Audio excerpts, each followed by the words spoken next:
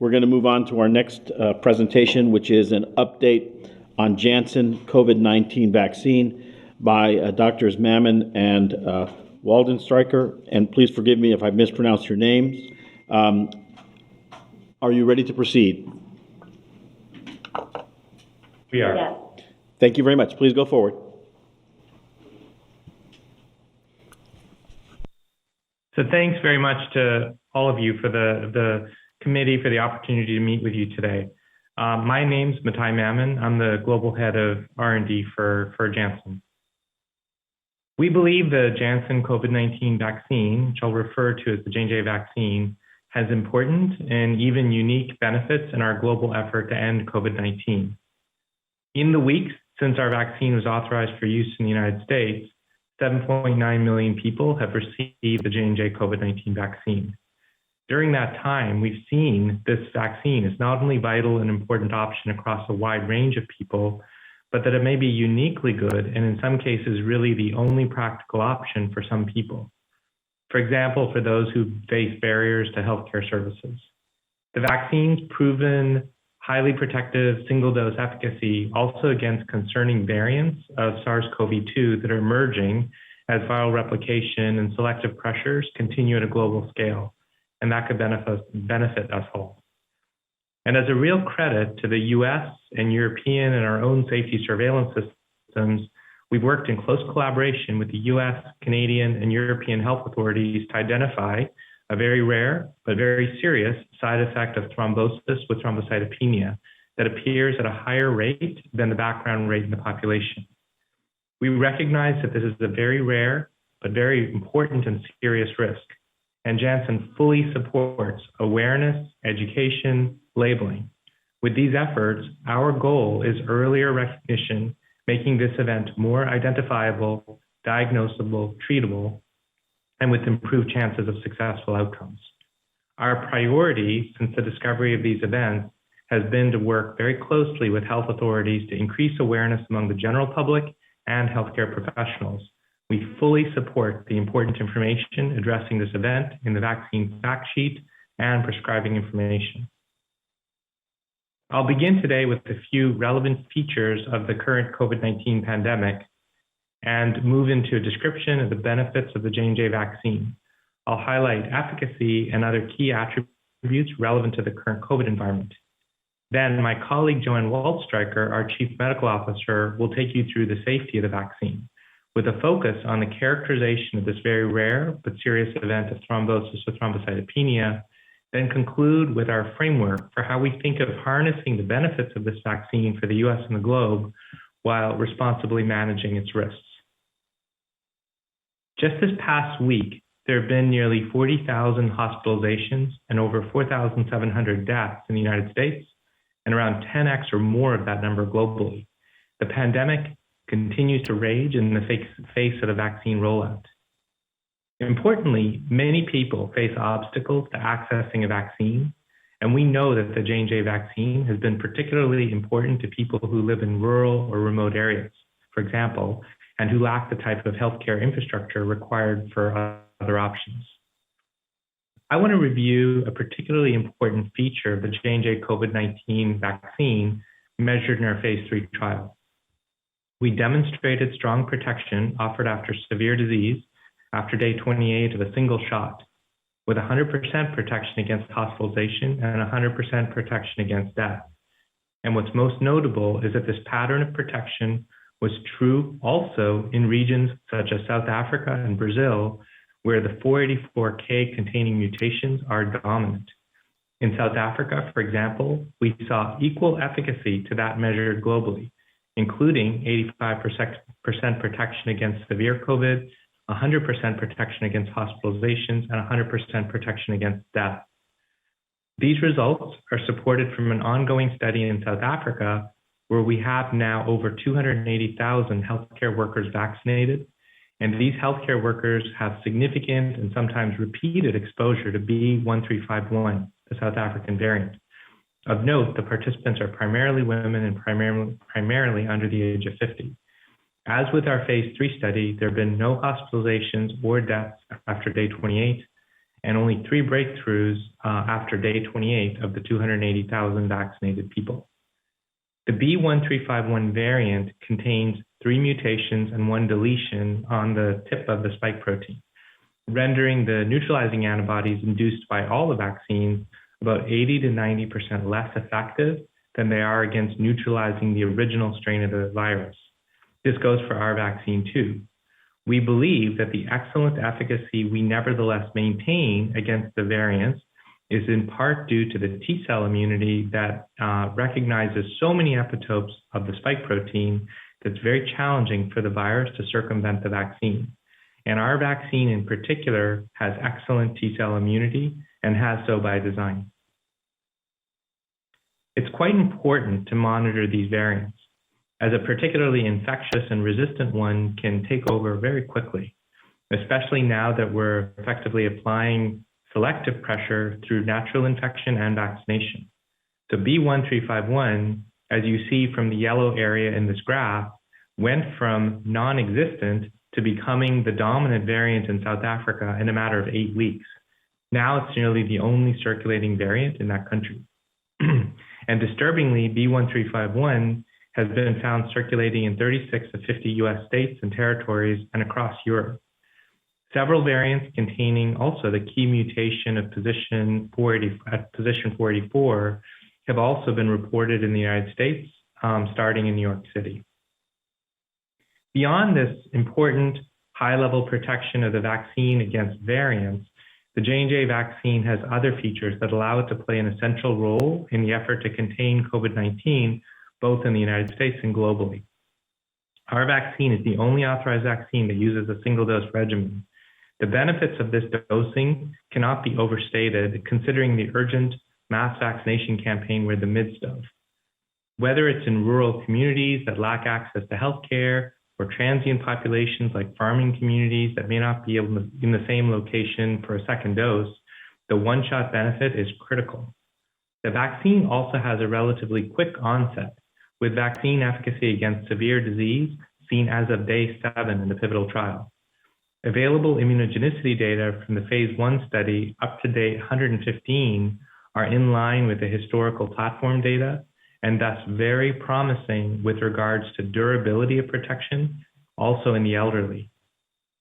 And last, but certainly not least, the vaccine is compatible with existing vaccine distribution channels and can be stored for 3 months at normal refrigerator temperatures. What this means for achieving vaccine goals should not be underestimated. We have the ability to reach locations in the United States that other vaccines may not. These features of the vaccine allow vaccination of people that might otherwise not be able to or choose not to get a shot. That is, they may remain part of an unvaccinated segment of the population. All in all, the J&J vaccine plays a critical and complementary role to other vaccines. To be explicit, one concern is that absent or a restricted J&J vaccine does not just delay the full vaccination of the US population, but potentially leaves unvaccinated a proportion of the US population. And if the unvaccinated population is large enough, we put at risk reaching herd immunity in the US. And the global context is also critical here. As global mobility resumes, there's no question that US residents remain vulnerable so long as large swaths of the globe remain unvaccinated and variants therefore continue to emerge. And for many parts of the globe, the single dose and easy transport and storage features of the vaccine are absolutely critical. A restriction in use here could have a negative impact on the success of achieving global herd immunity. The pandemic in the US will not truly end until the world has indeed achieved herd immunity. So we believe this perspective is critical for today's discussion. Let me now hand over to Joanne Waldstreicher. Thank you for the opportunity to meet today. Safety is our highest priority, and we've been laser focused on identifying and understanding the very rare occurrence of CVST and other thromboses together with thrombocytopenia, as well as working with FDA and other regulators on appropriate labeling to ensure awareness and guidance on diagnosis and treatment. There's been extensive outreach and communication of this event over the past week, which has stimulated a number of additional reports on this important and serious event. As we saw in Dr. Shimabukuro's presentation, there are 15 post-authorization cases of thrombosis with thrombocytopenia, all in women, most under 50 years old. Most of these cases were CVST, and some also had thromboses at other sites. I want to say that I use the word cases, but these cases are not just numbers to any of us, and we take them very seriously. These are people, and we need to understand and characterize their risks. In exploring the context, we will show the rates in relation to other background rates. This is meant to be a general comparison of orders of magnitude of risk, not a direct comparison. So let me now place this into context. When we look at the cases reported post-authorization, there have been 15 cases reported among nearly 8 million people vaccinated. That gives a reporting proportion of 1.9 cases per million people. To compare this to the background rate, we did an initial focus of CVST with thrombocytopenia. Our analysis of 5 large observational US healthcare databases that included over 60 million people estimated the background rate of thrombosis CVST with thrombocytopenia to be approximately 0.1 cases per million. The evaluation of other thromboses with thrombocytopenia is ongoing, but many of those cases are confounded by other diagnoses such as cancer and other illnesses. In reviewing the interim Brighton criteria and speaking with experts, as well as evaluating the data thus far that we see in healthy people, we recognize that this is likely extremely rare.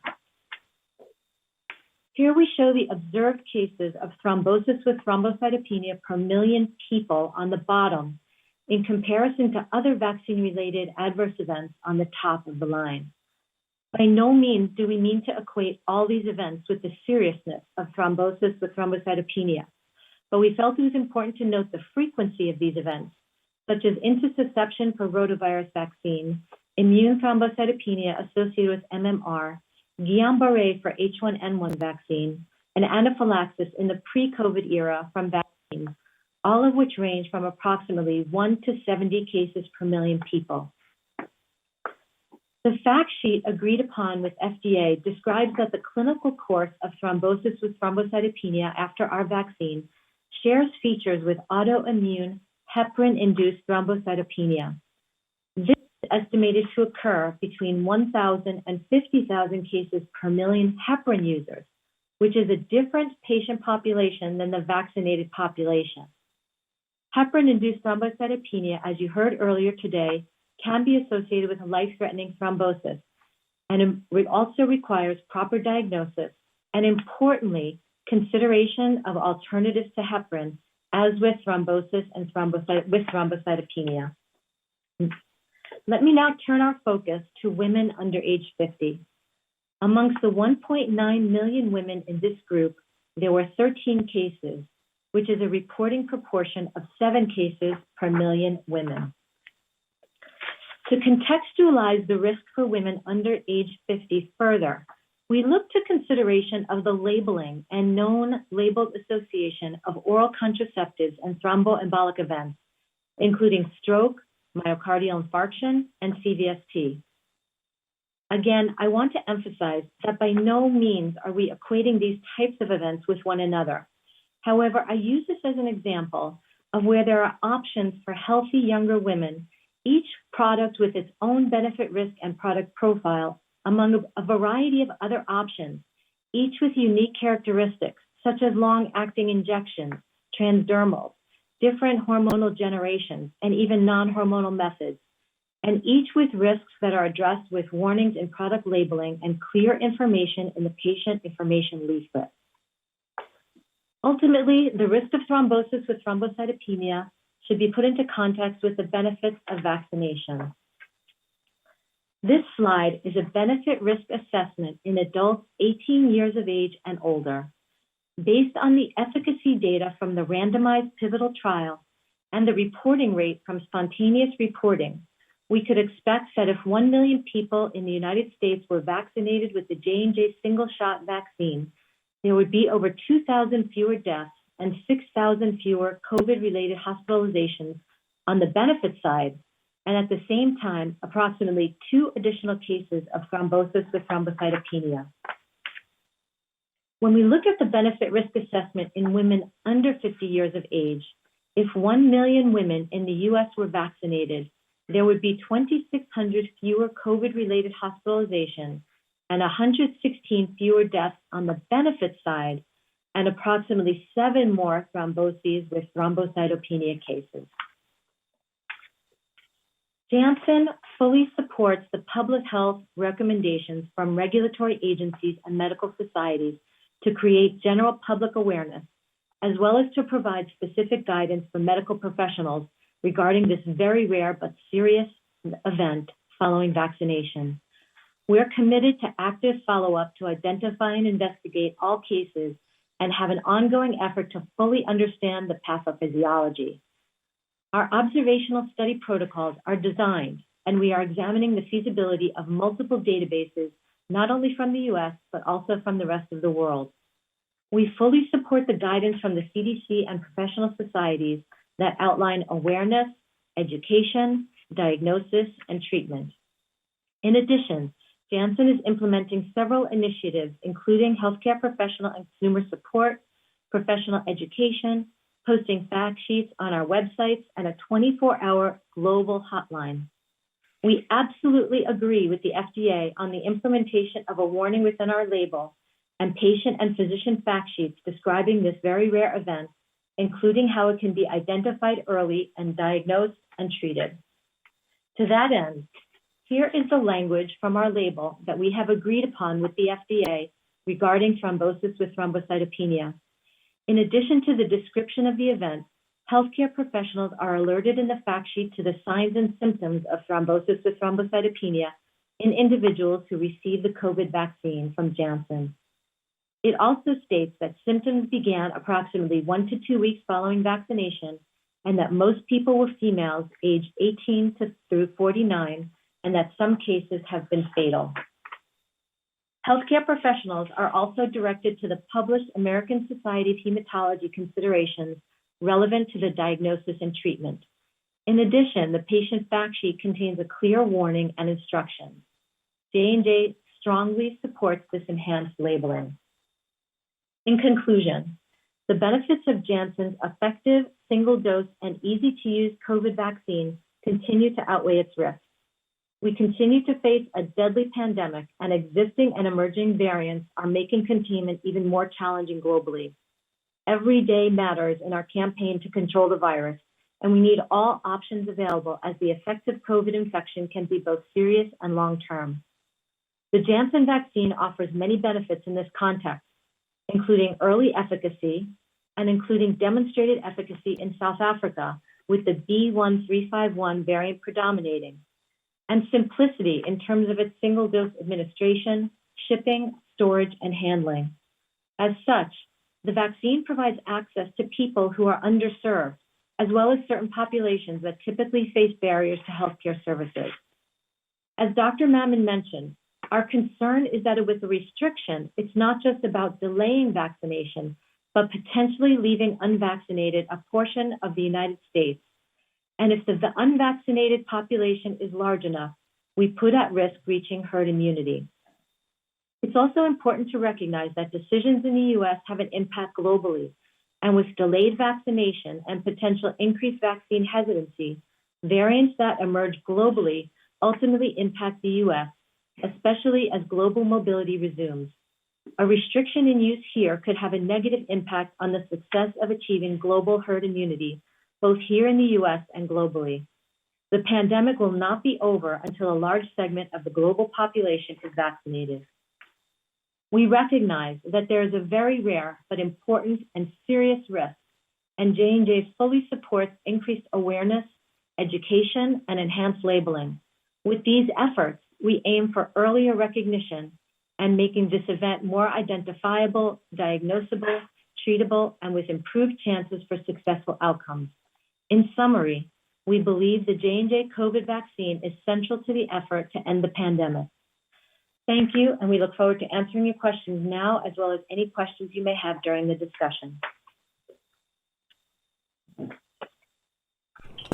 Thank you very much for those presentations. We'll now open this up to questions with the voting members priority initially.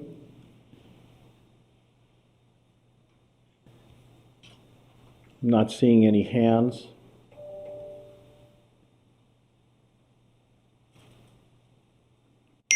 Liaisons, do you have any questions?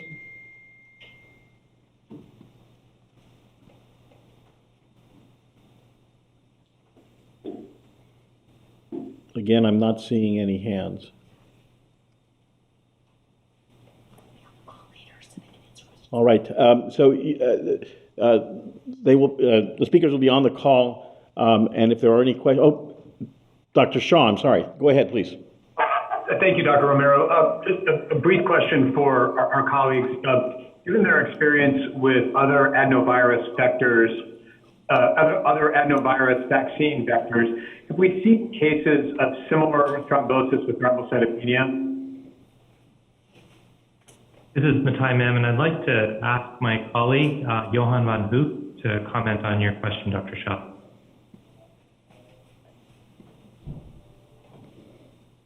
I think it's good the vaccines of your day. With regard to your question, why indeed there are similarities between the other vaccine, which is reported in Europe, the AstraZeneca vaccine, and ours. It is important also to note that there are quite some important differences between both vaccines. That relates both to the vector that is used. The one is a chimp adenovector. The other is a human adenovector, and we do know that they belong to different species, and also has been demonstrated that there are differences in host cell receptor and also interactions with other host factors, which could lead to potentially differences in innate and adaptive immune responses. There's also differences in the transgene that has been used. We do have a transgene that is stabilized with a knockout of the S protein, a fusion in the region, a deletion in the fusion region, and also we have it stabilized with 2 mutations, which is not the case for the other transgenes. So at this stage, while indeed there are similarities, and certainly the clinical picture is very similar, at present there seem to be some differences also in the reported frequency, although we realize it's still early days. And so we think it is somewhat premature today to conclude that we can automatically extrapolate all the findings from AstraZeneca to the Janssen vaccine. But we do recognize that the clinical picture is very similar. So there might be a difference in frequency or eventually in mechanism. And sir, I apologize for the lack of specificity in my question. That's my fault. I was thinking of other COVID vaccines that utilize an adenovirus vector, such as the Sputnik vaccine, and then other non-COVID vaccines that may also utilize an adenovirus vector. We do have, we cannot comment on the Sputnik vaccine. We don't know exactly what has been reported for that one. With regard to other adeno-based vaccines, there are not that many licensed for the moment. We do have one vaccine, an Ebola vaccine, that also uses the same adenovector. We have looked in detail to the database that we have for that vaccine. Of course, we don't have the millions that have been vaccinated. We today have more than 200,000 people vaccinated with the Ebola vaccine, and we have not observed any of these phenomenon in that particular clinical trial setting. We also have other vectors in other vaccines in clinical development using the same vector, specifically an HIV vaccine, for which we have several thousand women also vaccinated today. Of course, the data and the numbers are limited, but also important to note that we have not seen any sign of a similar phenomenon in those trials. Thank you. Dr. Alt. I was actually going to ask the very same question that Dr. Shaw asked, so I'll put my hand down. Thank you all. All right, we'll ask Drs. Mammon and Waldenstreicher to still be on the call, and if there are any other questions for them, we'll ask them to come forward. Thank you again for that presentation and answering those questions. So now we'll move on to the next presentation, the VAST assessment by Dr. Grace Lee, who is the ACIP VAST's co-chair and vice chair of the ACIP. Dr. Lee, please. Thank you very much, Dr. Romero. You can move to the next slide. Thank you. I wanted to take a moment to place the events of the last week in context, particularly given the multiple work groups involved. The ACIP Vaccine Safety Technical Subgroup, or VAST, reviews vaccine safety data on a weekly basis. Risk assessment is a dynamic process, and we are constantly reviewing new data from all available vaccine safety surveillance systems in the US and have been since the first vaccine was administered. The ACIP COVID vaccines work group focuses on benefit risk assessment, placing the information about benefits and risks in the context of the ongoing pandemic in the US. And benefit risk assessment is also a dynamic process that is continually updated as new information emerges. Finally, the ACIP committee today deliberates on all available information in order to make recommendations for use. As we're doing today, we will revisit recommendations as new information emerges. Next slide. The VAST work group specifically reviews, evaluates, and interprets post-authorization COVID-19 vaccine safety data, serves as a central hub for technical expertise from federal agencies participating in vaccine safety surveillance, advises on analyses, interpretation, and data presentation, and provides updates to the ACIP COVID vaccines work group and the ACIP on COVID-19 vaccine safety. But more importantly, the reason we have such a focus on vaccine safety is to ensure that the public has confidence in vaccines and in the US vaccination program. Next slide. To date, VAST has had 17 independent meetings to review and discuss post-authorization vaccine safety data.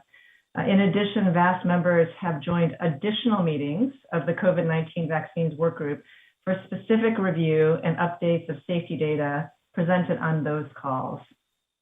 Next slide. So I'll focus in on VAST's role in risk assessment and the thought process of the VAST work group.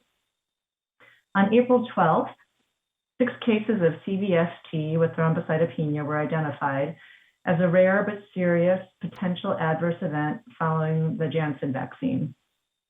We noted that risk factors for CVST with thrombocytopenia were not well understood, and the work group felt strongly that timely and transparent communication with healthcare providers and the public would be crucial to maintain confidence in the vaccination program.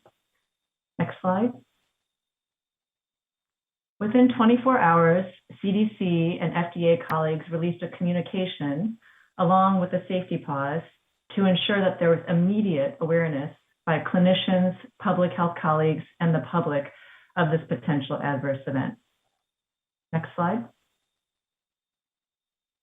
On April 14th, ACIP convened an open meeting to discuss CVST with thrombocytopenia to ensure transparency and public awareness.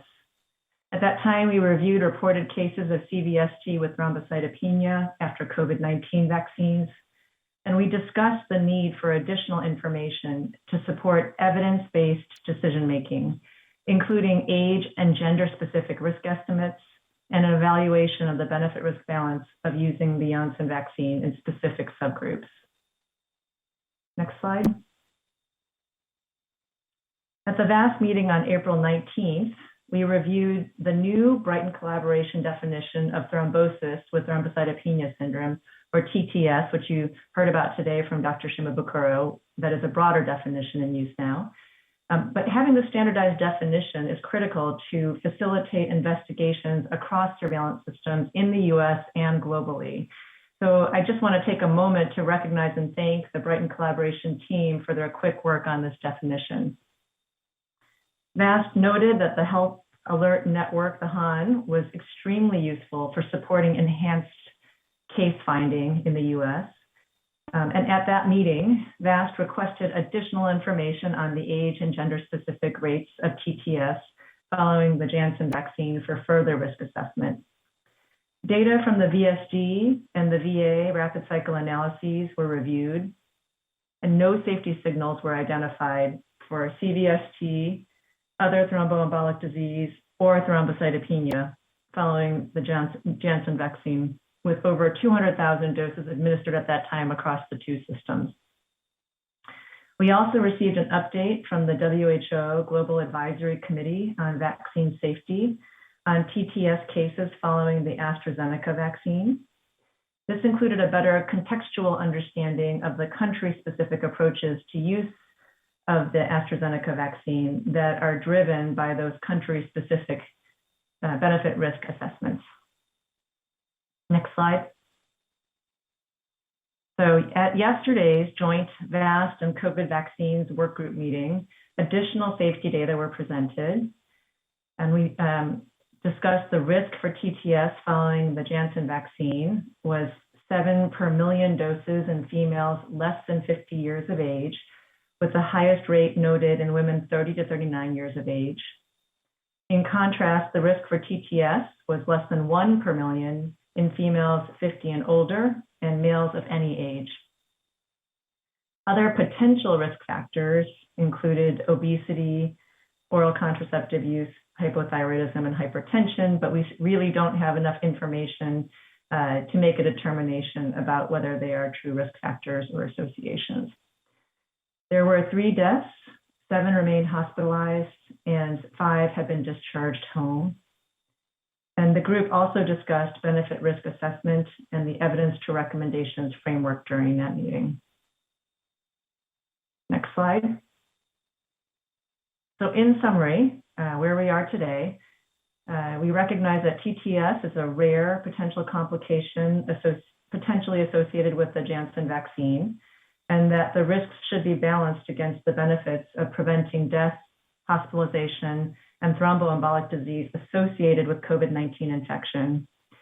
VAST notes that the risk of TTS appears highest in females less than 50 years of age, and other risk factors for TTS are not yet well established.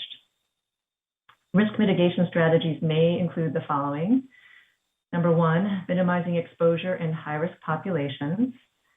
Number 2, increasing awareness and ensuring timely diagnosis and management of TTS. And number 3, educating patients and the public about the benefits and risks of available vaccines. VAST will continue to monitor TTS, thromboembolic disease, and thrombocytopenia in all available vaccine safety surveillance systems. And we will continue to update the ACIP COVID-19 vaccines workgroup, the ACIP Secretariat, and the full ACIP committee on a regular basis. Next slide. I just want to take a moment to thank our VAST members for their continued public service and dedication to ensuring vaccine confidence in the U.S. And I also wanted to thank our intrepid CDC co-leads, Lori Markowitz and Melinda Wharton, and our ex officio and liaison representatives and administrative support team. I also wanted to personally thank all of our vaccine safety colleagues in the Immunization Safety Office and the vaccine safety investigators in VAERS, VSD, CISA, VSAFE, VA, FDA, CMS, and DOD for their round-the-clock work on vaccine safety since that first dose was administered in the US on December 14th. Thank you. Thank you. We'll now go on to presentation of thrombosis and thrombocytopenic syndrome, TTS, after COVID vaccines, applying the evidence to recommendation framework. Presenting will be Dr. Sarah Oliver, who is the CDC lead for the COVID-19 work group. And before she begins, I want to thank her and her group for all the work they've done on this issue and on all the other issues that have come before us beforehand. So thank you very much, and please go forward.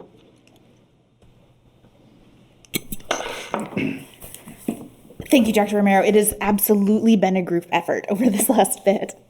So good afternoon. Next slide. Next slide.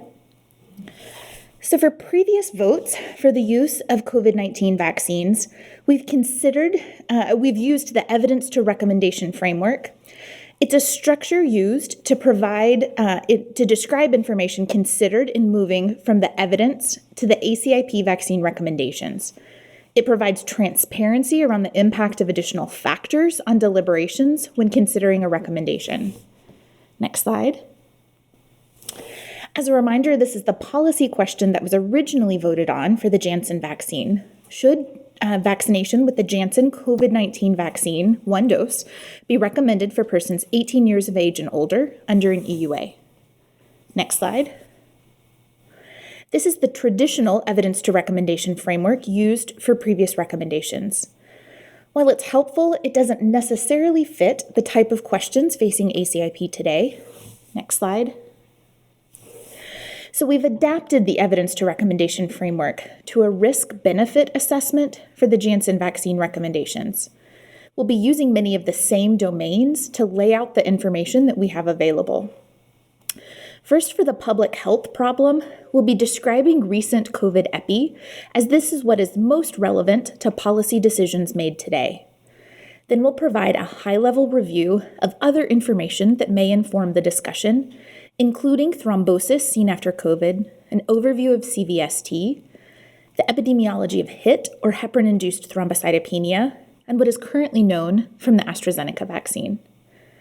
Then under benefits and harms, we'll discuss the benefits of the Janssen vaccine, harms associated with the Janssen vaccine, and our data on the benefit-risk assessment of COVID vaccines.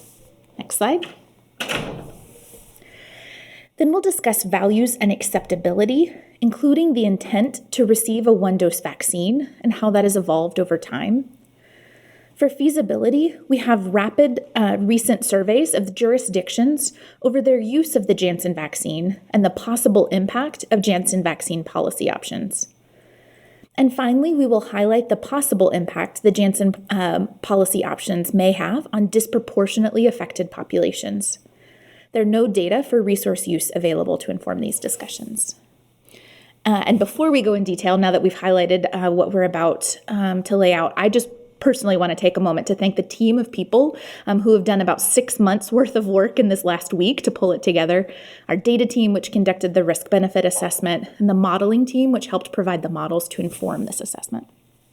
So next slide. So first, describing the public health problem. Next slide. Again, this is what we'll be reviewing. Next slide. So this slide shows the trend in number of COVID-19 cases in the US.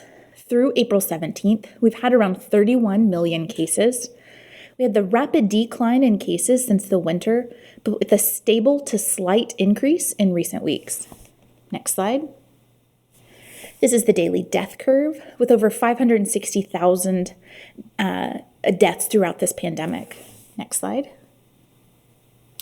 So this is a map of the US where each state is shaded by the most recent 7-day case rate, where the darker colors represent a higher incidence. Next slide. This slide highlights the epi curve from 2 states, one with a high incidence currently and rising, the other with a lower stable incidence. This is more to highlight that in a country this large, the epi of COVID is not the same everywhere. The pandemic is dynamic, and states can experience highs and lows at different times. Next slide. We also can't talk about recent epi without acknowledging the SARS-CoV-2 variants in the US.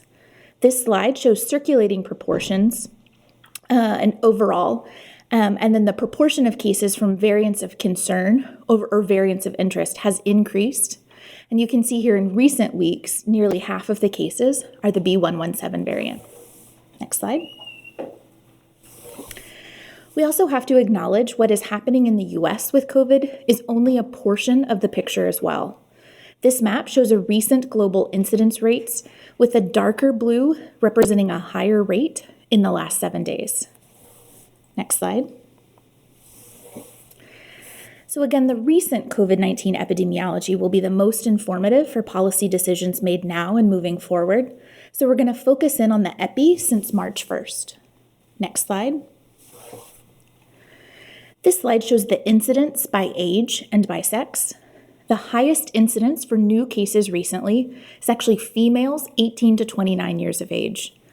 Among adults less than 50 years of age, females have a slightly higher incidence compared to males, and this is reversed in the older populations. Next slide. This slide shows recent hospitalizations by age and by sex. Older adults have much higher rates of hospitalizations, with older males as the highest rate. Next slide. And finally, this slide shows mortality rates by age and sex, where older males have the highest rates and all younger adults have a lower mortality rate. Next slide. This slide shows the recent incidence by race and ethnicity. Disparities in incidence by race and ethnicity are noted. Next slide. This slide shows mortality by race and ethnicity. And again, you can see disparities by race and ethnicity noted. Next slide. So to summarize our COVID epi data since March 1st, for incidence, the cumulative rate is just over 700 per 100,000 population, where younger females have the highest incidence of new infections. For hospitalization, the cumulative rate since March 1st is 20 per 100,000. Most hospitalizations still occur in persons 65 and older, but it's worth noting that the proportion of hospitalizations occurring in this population is declining. For mortality, the cumulative rate since March 1st is 3 per 100,000. Again, where most COVID deaths are occurring in older populations, but the proportion occurring in this population is declining as well. Next slide. So next, we'll briefly cover the epi of several other relevant conditions. We've heard throughout today about CVST, as well as splanchnic vein thrombosis, or SVT. The overall incidence of CVST is around 14 to 28 per million. There is a wide range, and many of the differences in incidence that you may have heard from last week and across presentations this week is accounted for by this next fact, that the incidence has been steadily increasing in recent years. It's thought that this could be related to better detection by wider use of more advanced neuroimaging. CVST rates are higher in young women, and in traditional CVST, risk factors are identified in most cases. The mortality rate is 5 to 10%. Splanchnic vein thrombosis incidence is higher, with around 80 to 180 per million, with a higher incidence among men. And it's worth noting that the incidence with thrombocytopenia of either of these conditions is much lower than the incidence without thrombocytopenia. Recent estimates for CVST with thrombocytopenia are around 0.7 to 1.6 per million. But again, estimates for this condition are impacted by time and overall increases in CVST. Next slide. So heparin-induced thrombocytopenia, or HIT, occurs in 0.5 to 1% of patients exposed to heparin. This translates to somewhere around 20 to 45 per million in the US population. Of patients with HIT, thrombosis occurs in 20 to 64%. As we've heard described earlier today, it's an immune-mediated event with antibodies directed against platelet factor 4. There are risk factors for transitioning from HIT to HIT with thrombosis, which includes genetic factors, a lower platelet count, higher titers of PF4 antibodies, and prior surgery. Next slide. So CVST can occur after COVID-19, although it is very rare and in less than 0.1% of hospitalized COVID patients. Translating this to overall numbers, it could be estimated to be around 5 to 6 cases of CVST per million SARS-CoV-2 infections. CVST plus thrombocytopenia in COVID patients appears to be extremely rare. Any clots with COVID appear to be pathologically different than TTS after COVID vaccines. There was a preprint study that looked at PF4 antibodies in a history of patients with confirmed COVID. Overall, 90% of those were negative for PF4 antibodies, and all were negative on functional assays. This included patients who had thromboembolic events with their COVID infection. Next slide. There was one study described or mentioned earlier today that looked at electronic health records to look at CVST and portal vein thrombosis in COVID patients. They showed a low incidence of CVST in any 2-week period, but 2 weeks after COVID estimated an incidence at 39 per million hospitalized COVID patients. Cases of CVST were rarely seen after receipt of mRNA vaccines in this administrative data. However, there are limitations to interpretations of this administrative data. They were unable to assess the incidence of CVST after either advector vaccine, either the Janssen or the AstraZeneca vaccine, and did not provide rates of CVST plus thrombocytopenia. So it limits the direct ability to compare rates of CVST plus thrombocytopenia seen after COVID vaccines in the US or Europe. Next slide. So then briefly walking through what we know about thrombosis with thrombocytopenia after the AstraZeneca vaccine in Europe. Around 160 cases of CVST, 53 cases of splanchnic vein thrombosis were reported through early April in Europe. The EU estimates this to be around 10 cases per million, but acknowledges a higher incidence in younger adults. Their cases, again, were mostly in women less than 60 and within 2 weeks of receiving the first AstraZeneca vaccine dose. The EMA concluded that the benefit risk was still favorable to use the vaccine, and a causal association was likely. No specific risk factors to date, but they acknowledged that the epi may be related to vaccine delivery across Europe. They also added a warning for unusual blood clots and low platelets to the label as a side effect. Next slide. The UK recently provided updated numbers through mid-April with 168 reports of blood clots with low platelets, 72 cases of CVST. The male-female split seen is slightly more even with a broader age range, was discussed in our first presentation today. They note a rate of 7.9 per million doses. The UK has also decided that the benefits continue to outweigh the risk, but JCVI, or the UK's version of ACIP, recommended that persons between 18 to 29 years of age at low risk of infection be offered other vaccines. Next slide. Earlier this week, the EMA also met to review 8 of the cases of TTS after the Janssen vaccine reported in the US. They felt that the cases were very similar to cases occurring after the AstraZeneca vaccine. Similar to AstraZeneca, they concluded that a warning should be added to the product label. However, they also emphasized that it was a rare event, the benefits outweighed the risk, and emphasized the importance of healthcare provider awareness. Next slide. So this slide just pulls together what we've presented over the past several slides into a single slide, with the COVID outcomes in blue on the left, HIT, CVST, and CVST with thrombocytopenia rates across the top, and then the rates of TTS after AstraZeneca vaccine are shown in the box. Next slide. So now moving to benefits and harms. Next slide.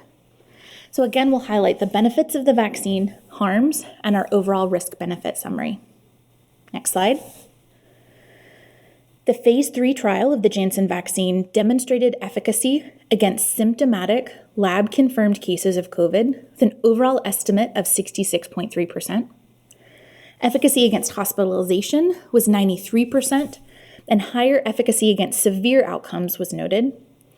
Efficacy against severe disease remained high in various world regions, suggesting protection against severe disease with variant strains. Next slide. This was a slide shown from our former ETR presentation with a plot showing similar efficacy across age, sex, race and ethnicity categories, and among those with and without underlying medical conditions, at least 14 days after vaccination. Next slide. There are also benefits beyond efficacy. This vaccine is able to be shipped and stored at refrigerator temperatures and is a single-dose series, which may make it easier to reach some disproportionately affected groups. Next slide.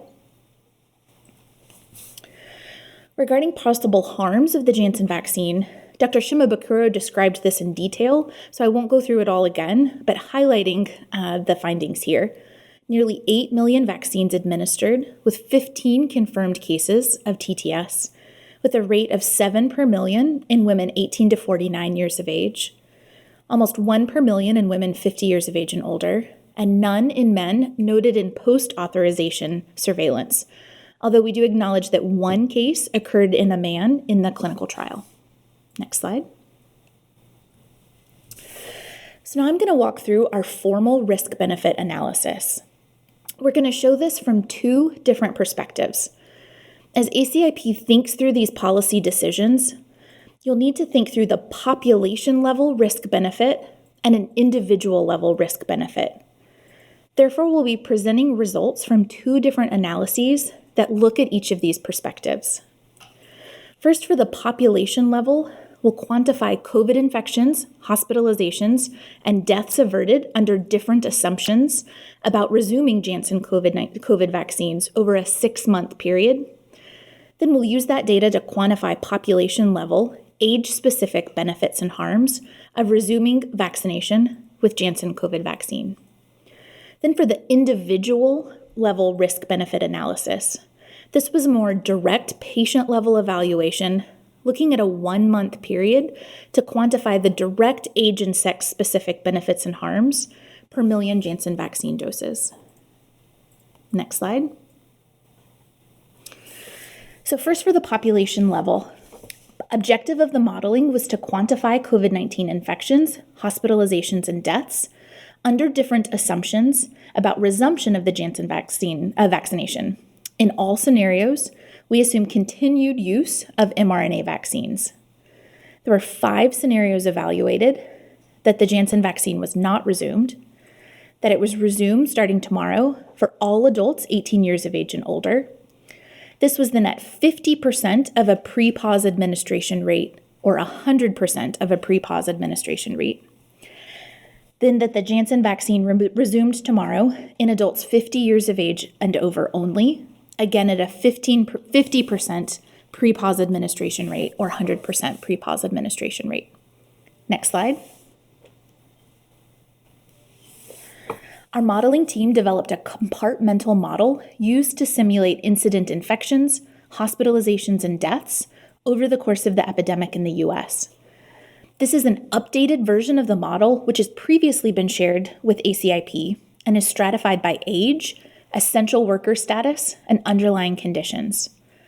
The model was recalibrated with incidence data through spring of 2021 to be consistent with the ensemble from round 4 of the multiple model scenario hub. We modeled age group specific vaccination coverage through April 2021, that also accounted for age group specific vaccine hesitancy when calibrating anticipated coverage.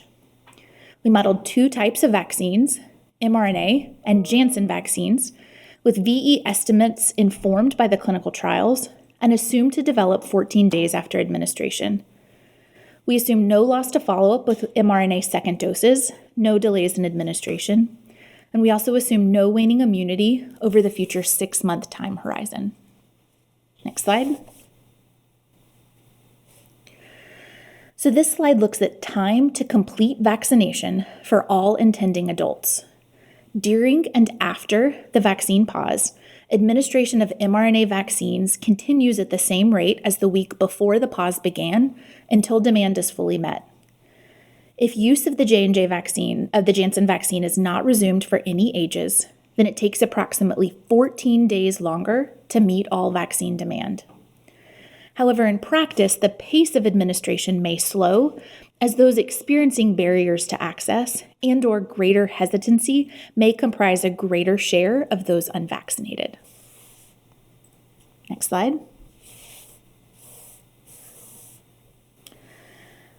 So this graph illustrates how the results of varying the resumption strategy might be influenced by the population vaccinated. Hold on, I may have skipped. Yes, sorry. This model was calibrated to be consistent with the ensemble from round 4 of the multiple model scenario hub. We modeled both low transmission scenarios, shown in blue, with a higher and longer sustained compliance with non-pharmaceutical interventions, and a moderate transmission scenario, shown in black, with non-pharmaceutical interventions easing more quickly over time. Next slide. So then this graph illustrates the results of varying the resumption strategy may be influenced by the population vaccinated and administration rate under this moderate transmission scenario.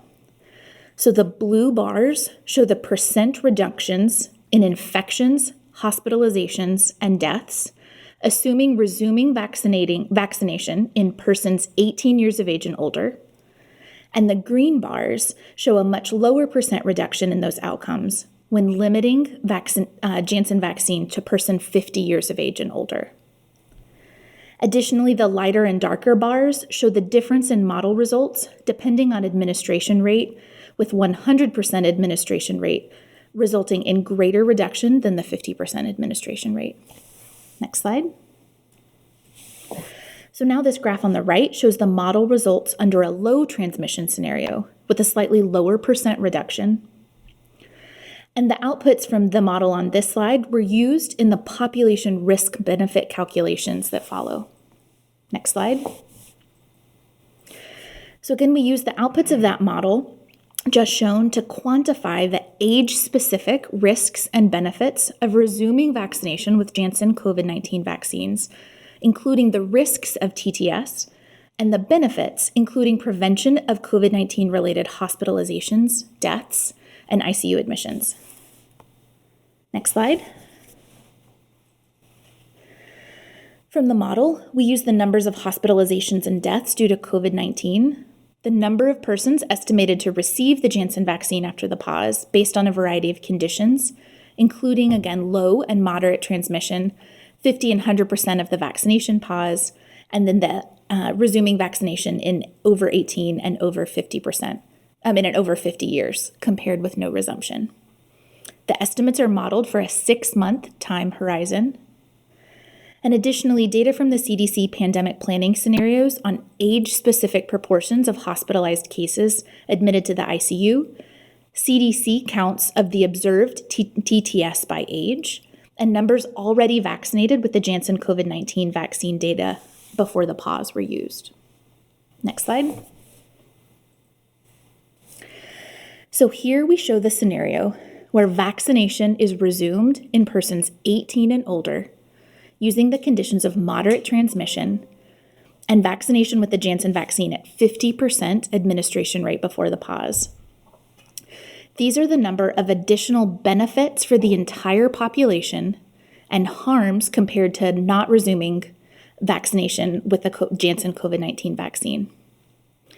In the scenario of resuming vaccination for all persons 18 years of age and older, we expect 2 TTS cases among 50 to 64-year-olds and 24 cases among 18 to 49 years, and a many greater times reduction in death and ICU admissions.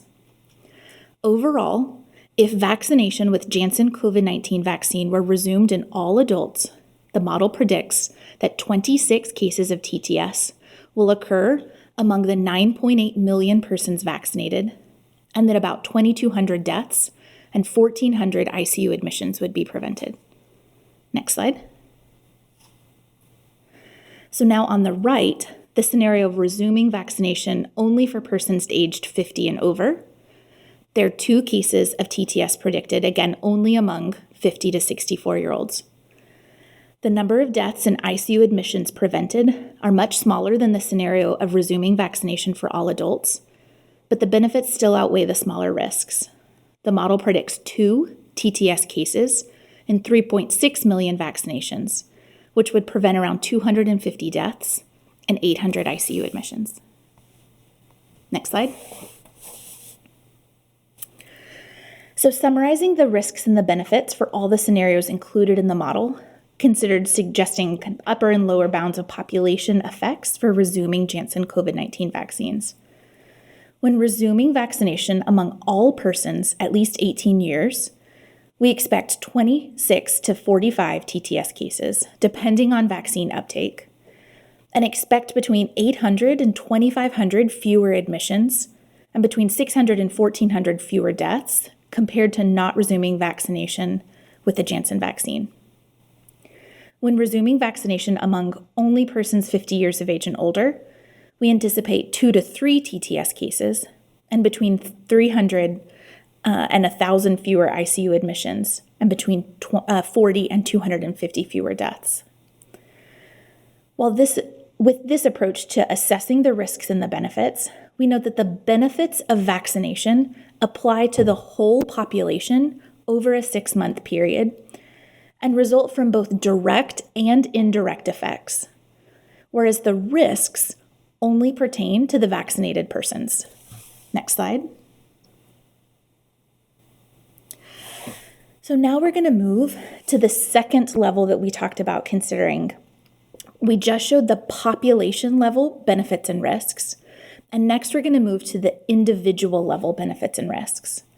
The population model did not inform the direct individual benefits and harms for vaccination of that individual and was not able to look at sex-specific effects. So we used a simpler direct estimation approach to explore risks and benefits for females and males in different age groups per million Janssen vaccine doses. The calculations were based on recent age-specific incidents of hospitalization for COVID, VE against hospitalization observed in the trials, total Janssen vaccines to date, the number of persons already vaccinated, and are calculated assuming a 30-day period of not being vaccinated. Next slide. For females aged 18 to 49, we estimate that for every million doses of Janssen COVID-19 vaccine administered, we would expect 13 cases of TTS and would expect to prevent 12 deaths, 127 ICU admissions, and 657 hospitalizations due to COVID in 1 month.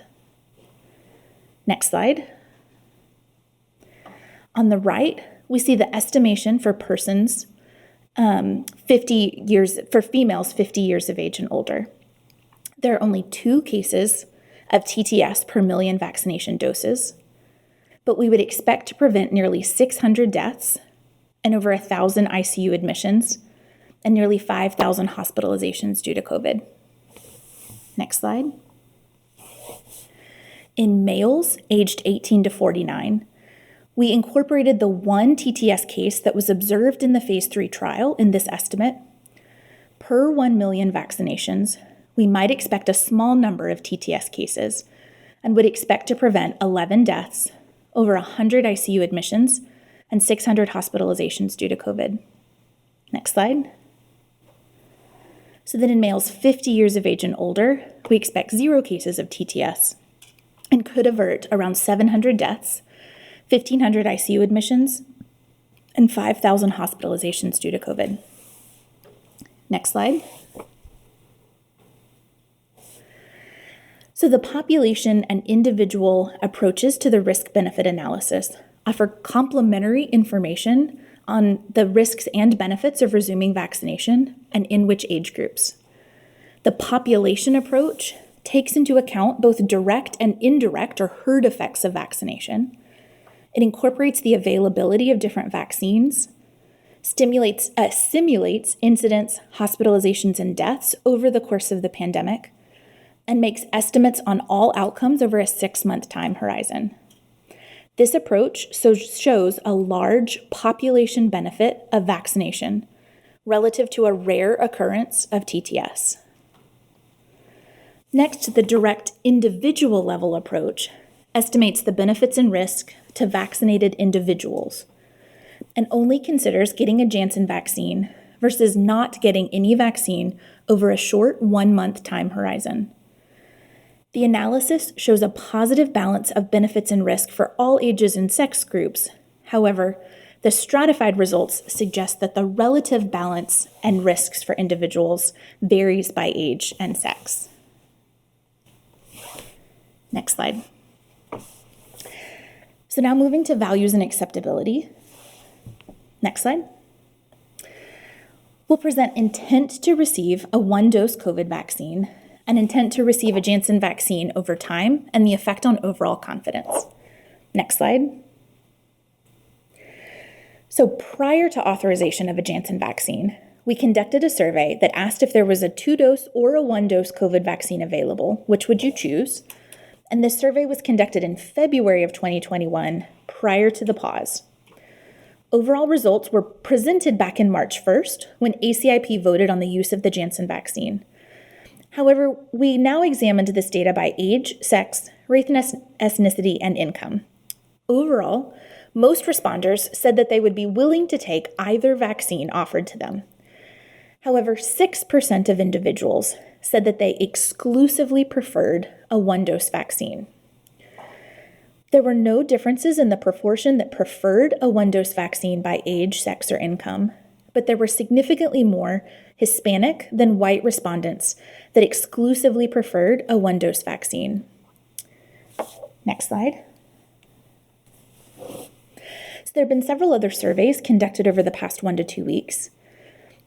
At the time of this last survey, only 37% of Janssen respondents called the Janssen COVID vaccine safe.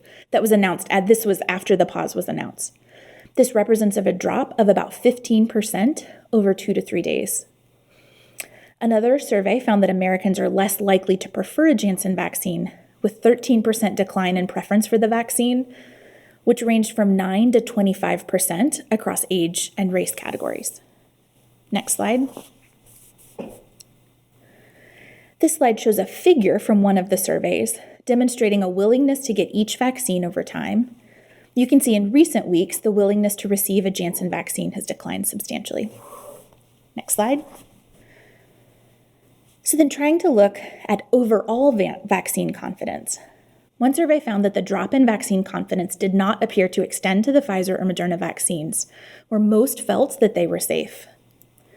A recent poll did not suggest reduction in the intent to be vaccinated, and instead found that people were 40% more likely to receive a vaccine compared to 1 month ago. One survey did find a proportion of those who remain unvaccinated may be less inclined to receive a COVID vaccine after the pause, regardless of the brand. Next slide. So moving to feasibility. Next slide. We were able to conduct a rapid survey of each U.S. jurisdiction for the use of the Janssen vaccine and the impact of the Janssen vaccine pause and potential recommendations. The figure on the left shows where jurisdictions had been using the Janssen vaccine. You can see that many jurisdictions were using this vaccine in specific populations, including persons experiencing homelessness, homebound populations, and incarcerated individuals. The figure on the right shows settings where jurisdictions were using the Janssen vaccine, which included mobile vaccination clinics, emergency departments, and student health centers. Next slide. We then asked jurisdictions for the impact if the Janssen vaccine were only recommended for specific populations. Summaries of responses are presented here. Jurisdictions felt that they may need to reconfigure some of their vaccination sites, update scheduling tools, and may have difficulty serving disproportionately affected populations. Many stated that providers may need to carry multiple vaccines. Health departments also expressed concerns about communicating changes to the public, and again highlighted the difficulty serving disproportionately affected populations, for populations who are at risk for not returning for a second dose, race and ethnic minorities through mobile vaccination, and in rural or hard-to-reach areas. Next slide. So this slide shows jurisdictional thoughts for an impact if the Janssen vaccine was no longer recommended. Jurisdictions were primarily concerned around second dose management if only 2-dose vaccines were available, and equity concerns. Janssen vaccines provided flexibility for jurisdictions to avoid second dose management, run mobile clinics, and fully vaccinate people who may need to complete a series quickly. Jurisdictions noted some individuals expressed a preference for a Janssen vaccine, and increasing challenges to reach homebound, transient, or rural populations. Next slide. So finally for equity, next slide. This is from the same jurisdictional survey, and most was highlighted before, but we're highlighting here, again raising concerns from the jurisdictions around equity. Jurisdictions continued to mention 4 populations at risk of disproportionate impact. persons experiencing homelessness, homebound populations, incarcerated individuals, and migrant or seasonal populations. It was felt that if the Janssen vaccine were no longer available, these populations may be disproportionately impacted. I won't go through and read the quotes, but they're here and highlight the concerns and disparities from various jurisdictions. Next slide. So now we'll talk about the policy options for the use of the Janssen COVID-19 vaccine. Next slide. This slide was showed at the ACIP meeting last week. There's a spectrum of options for the Janssen vaccine. First, ACIP could decide that the risks outweigh the benefits and vote to not recommend use of the Janssen vaccine due to these safety concerns. ACIP could decide that the benefits outweigh the risks overall and recommend use of the vaccine in all adults 18 years of age and older. There's also an option in the middle of the spectrum, recommending use of the Janssen vaccine in some populations. Next slide. So these were the 4 policy options discussed by the work group. First, recommend against use for all persons.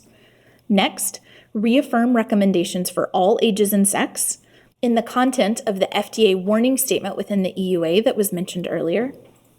Next, recommend vaccination for only adults 50 years of age and older.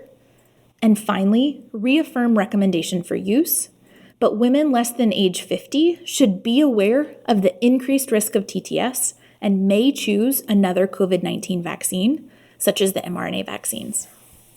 Next slide. I'll walk through some highlighted pros and cons for each of the 4 options that were discussed. First, to recommend against use in all persons. A pro would be that there would be no further development of cases of TTS after the Janssen vaccine. However, the cons would be that it would remove choice from individuals. It could lead to excess COVID-19 cases and deaths, and could disproportionately impact at-risk populations who have barriers to access or difficulty returning for a second dose. Next, the population to reaffirm for all ages and sex in the setting of the FDA warning. This would allow for flexibility and choice and allow for use of the vaccine in harder to reach populations. However, it would place the burden on the individual to understand the risk and on health departments or providers to convey this risk. It may lead to more cases of TTS. And it's worth noting that at-risk populations for COVID-19 are likely at risk for barriers to identification and prompt treatment for TTS if it should occur after the vaccine. Next slide. So next, to recommend vaccination for adults 50 years of age and older. This would remove a vaccine from the most at-risk population and thus sharply reduce expected TTS cases. In addition, a single age cutoff is easy to communicate.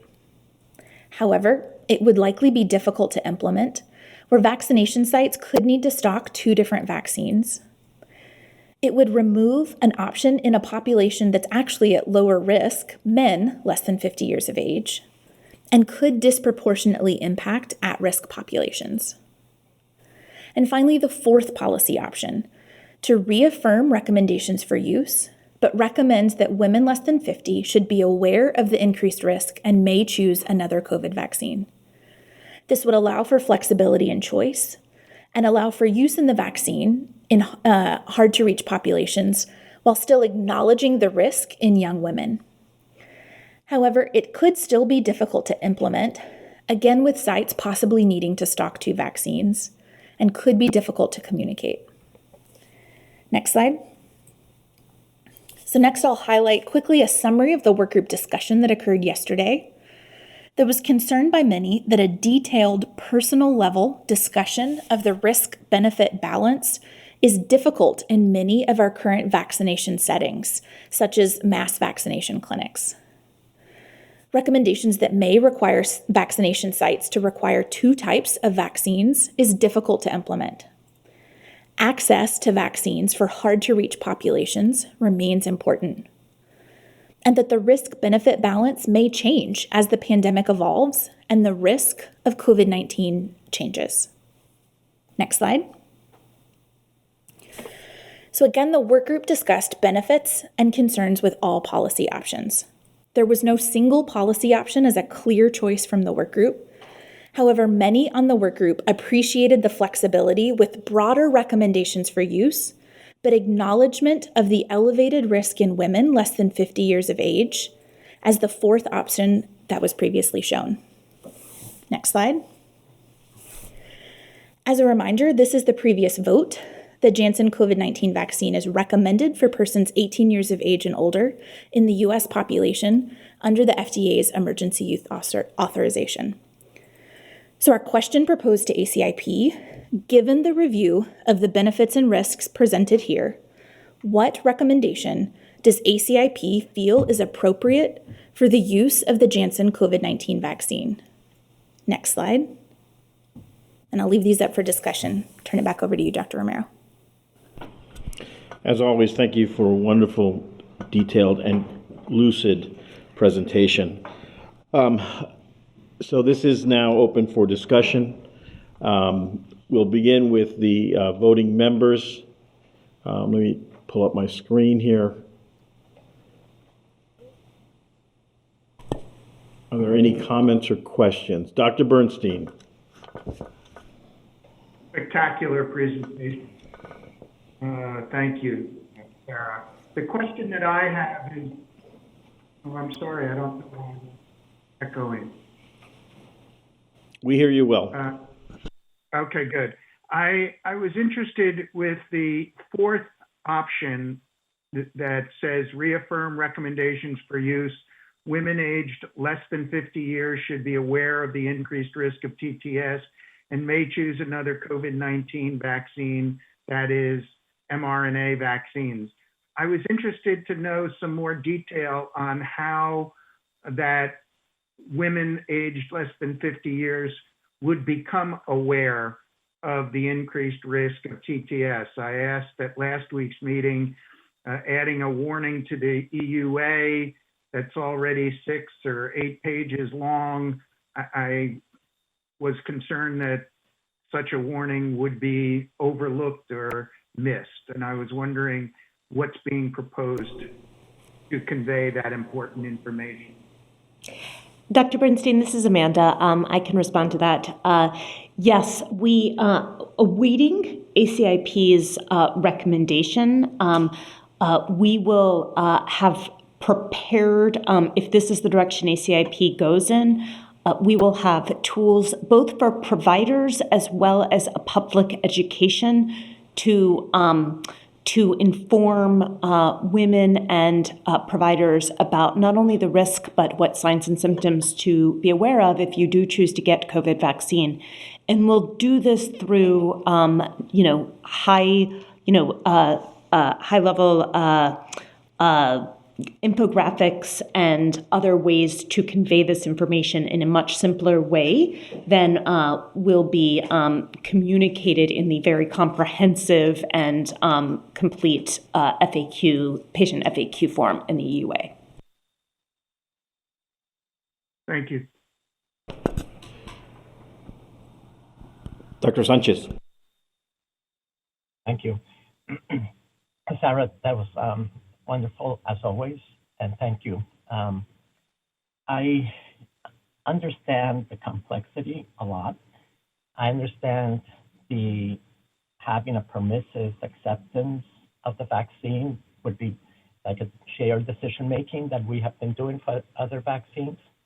I actually was very interested and was going to ask even the Johnson & Johnson officer, Dr. Waldstreicher, if they had information on the acceptance of the vaccine after all of these cases have been reported in the media and in the literature. And I see that it's down to 19%, so thank you for that information. My concern is that that currently I think very few places, at least that I'm aware of, have options for different vaccines. And if we only have the Janssen vaccine available, there will be a lot of people who may, if that 19% is true, they will choose not to take that one. So I think that we're going to end up having to have other vaccines. And other vaccines are available, as we all know. I also understand the rationale for comparing this vaccine to an unvaccinated population and the risk benefits with that. But the fact is that we do have other vaccines that, at least at this time, don't have this. We have not seen the TTS. So I remain concerned. I understand the shared decision-making and having that option for individuals, but I also find that it would be very interesting to see how many, after we actually inform them of this potential risk, if that number 19% might even go down further. And so I think it's a really difficult decision, but I also think that that if it is approved and we recommend against, in the use of any of these, I think that we really will need to have choice available at different jurisdictions. Thank you. Thank you, Dr. Sanchez. Dr. Long. Yes, first, so that I understand the very fantastic modeling. First, on the population level, it was quite compelling. Is that all based on your assumption that it would take 14 days longer to immunize the population than if you had this vaccine available for all? I just missed that part of it. And similarly, as Dr. Sanchez asked, the decision to compare individual direct benefits of the vaccine versus none, is that because you wanted us to understand what would happen if an individual refused other vaccines? So I'll take the second question first. I want to highlight the population level model included mRNA vaccines, our current and projected supply over the next 6 months. So the population level really kind of was the situation as it is in the US. The individual patient level model really tried to take into account that the thought that there might be a time period weighing the risks and the benefits if that individual is unable to get access to another vaccine in a short period of time. So I'll say that the population level looked over time with the mRNA vaccines, that individual level, that's the reason it was a short time horizon, because we assumed that the delay would be low. Then back to your first question, that 2 week, it was kind of a 2 to 4 week, that was actually an output from the first model, assuming kind of the current situation right now in the US. So the time delay was an output of the model, not an input to the model. And Rachel is on, our fantastic modeler. Did I say it correctly, and do you have anything else to add? That's a great response, Sarah.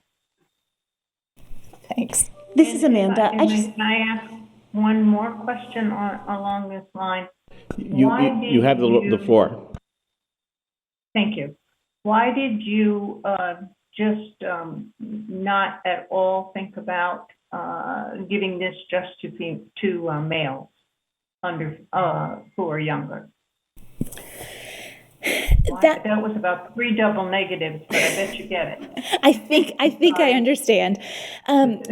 When we had to choose the scenarios for the modelers to put in, that was based on the initial discussions from the work group last week. That an age-based recommendation is something that jurisdictions felt, could potentially be communicated and discussed, but having a sex-based recommendation would be both incredibly difficult to communicate and really difficult to implement. So when kind of push came to shove, that is why we chose to not to go with the age-based as opposed to the gender-based. could you just enlighten me a little bit about how someone declaring whether they're male or female would be so much more difficult to implement than declaring their age? Dr. Long, this is Amanda. I think that some of the challenges, for example, if a family came, it's not around somebody declaring their gender and as much as it is where different groups of people access vaccines and the different types of places that would have to potentially carry multiple types. I think that the work group recognized the same challenges with the age restriction as well as with the gender restriction. And I think that, there was also, over the course of the week, there was, there have been reports of male cases that are under, that some of which may have been ruled out or whatnot, but I think that the risk in males is still not completely, while appears to be very low, there is still likely some risk. I want to say that I've been getting some reports that some of the listeners have been having trouble hearing some of the ACIP members, so please just speak closely to your mic. Thanks. Sorry. Next, Ms. Bata. Thank you, and thank you, Dr. Oliver, for this incredible presentation. One of the things that I've been hearing since the pause has started has come from several of our BIPOC communities, our Black, Indigenous, and people of color communities, in that they perceive that the vaccine has been targeted to, the Janssen vaccine has been targeted to them, and we're already concerned about the number, the efficacy number, but they're also concerned that this could be a subpar vaccine in terms of safety. And so I think that's a piece that needs to be thoughtfully considered, and may become irrelevant, but I didn't see the race. I know that we had race breakdown last week, but do we have any additional knowledge about the impact on race, ethnicity? This is Sarah.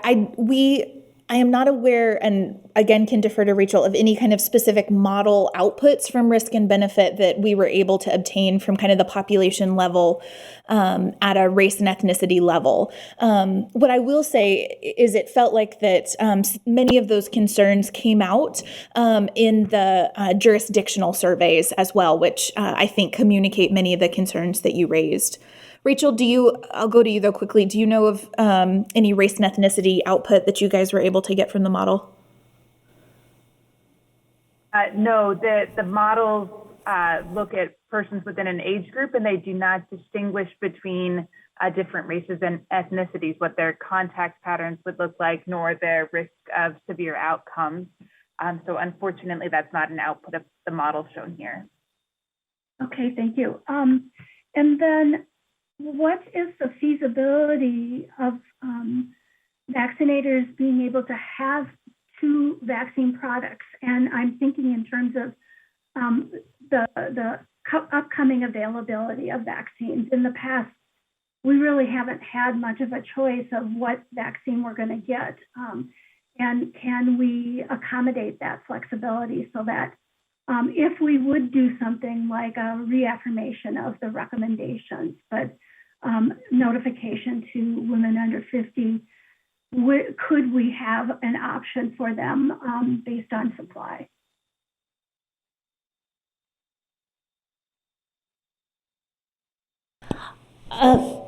Ms. Bata, I can start, and then Dr. Romero can also join, but the distribution at the national level would continue to be the same, and it would be local decisions about where vaccines went to different sites. Dr. Romero?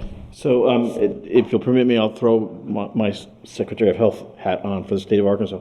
So this would be an implementation issue that would be dealt with at a local, statewide level, and we would have to adjust to that, and understanding that that is the case, we would probably have to flex to do so. Again, this is speaking only for my state, and if the representative from ASTHO would like to come and say anything, that would be appreciated also. But I think we can honestly accommodate a recommendation of that nature. So, Dr. Shah, if you wish, if you feel free to make a comment. Thank you, Dr. Romero. Again, this is Nirav Shah, speaking on behalf of ASTO. It is feasible to accommodate multiple vaccines as well as prescribe different recommendations for individuals. But as Dr. Oliver noted in her exceedingly fantastic presentation, it does introduce logistics challenges of two natures. One is that it requires an adjudication of some decision.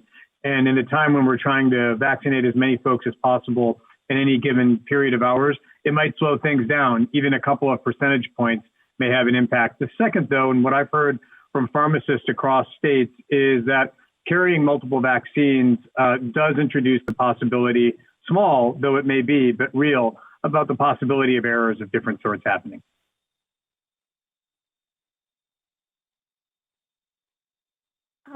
And then this is one again, I just have one additional comment, and this is just in the context that we are looking at a very rare risk and the high benefit and the need to make all vaccine available to all of us, and that we need that flexibility. And so I would tend to look for the decision with the fourth consideration. Thank you for those comments. Dr. Paling. Yes, thank you. First, Dr. Oliver, thank you. This presentation, and I want to thank you and all of your colleagues for this great presentation and the huge volume of work that you have presented. I particularly am focused on recognizing that we are in the midst of an ongoing pandemic, and that in the population level, the benefits are far greater than the cases of TTS. And I also very much appreciate the many hard-to-risk populations, as well as the very important point that Ms. Bata shared about making sure we communicate and don't make people feel like the vaccine is targeted to any one group. The second point is I wanted to say thank you for the individual assessment, because that provides a very important component as I'm thinking about it. And when you look at the individual, for all groups you presented, the benefits clearly outweigh the risk, though there are differences in age groups, and particularly for women less than 50 years of age. And for all of those reasons, I am leaning towards the fourth choice as well. Thank you. Dr. Fry, go ahead. Sorry. Well, thank you. I was going to ask two questions. Well, first of all, Dr. Oliver, thank you and your team for just a really great, very terrific presentation. I was going to ask the question that Ms. Bata has posed very nicely and was responded to again very nicely, and that was one that had to do with resource poor areas and race. So I'm just going to skip to my second question, which I don't expect an answer to. I asked this question at our last meeting. So I'll just pose it and you can reflect on it later. But we have spent a lot of time on this particular question of what to do about these very rare events with CVST and thrombocytopenia. And I'm just curious, again, at what point, what would trigger us revisiting this question? In other words, I know that everyone is following these cases very closely. They're being reviewed on a weekly basis and in some cases a daily basis. But at what point would we come back to this? And I'm only posing this because I'm trying to think forward about how many times we might change a recommendation. Do we revisit it when we see 2 times the amount of cases that we're seeing now? Do we revisit it when we cross the baseline number of cases? And again, I don't expect an answer. I just want to put that out there for food for thought. Thank you. Dr. Fry, this is Dr. Oliver. I'm happy to. So I will say we plan on revisiting all of the recommendations. So everything was voted on under the EUA. So as we transition to BLA, we can reassess a larger amount of data in the setting of the pandemic then. So there is a time to kind of reassess at that point. With regards to a specific safety signal or safety issue, I would say we would do the exact same thing we did this time, which is very closely monitor. We've got the safety group meeting weekly, the work group that meets weekly. And so if there's anything that raises concern, that would go through those channels through VAST, through the work group, and come to ACIP as soon as possible. Hopefully we don't have to do this again, but I think we have shown with this really exactly how the system would work and how we would, if there's anything concerning, how we would kind of immediately bring it to ACIP. Thank you. This is Jose again. So let me make a comment for the general public and for anybody who's not aware of this. I'm sure that all of the members on the ACIP and the liaisons understand, but it is not uncommon for the ACIP to modify their recommendations, and that's been done before. And most salient in this is the use of the IPV, OPV recommendations that were undertaken for pediatrics, where they were completely modified over time as the risk-benefit ratio for the use of a vaccine like IPV became higher and higher. So again, this is not something that we have not done normally. So did you have any other comments? No, thank you. All right, very good. Dr. Talbot.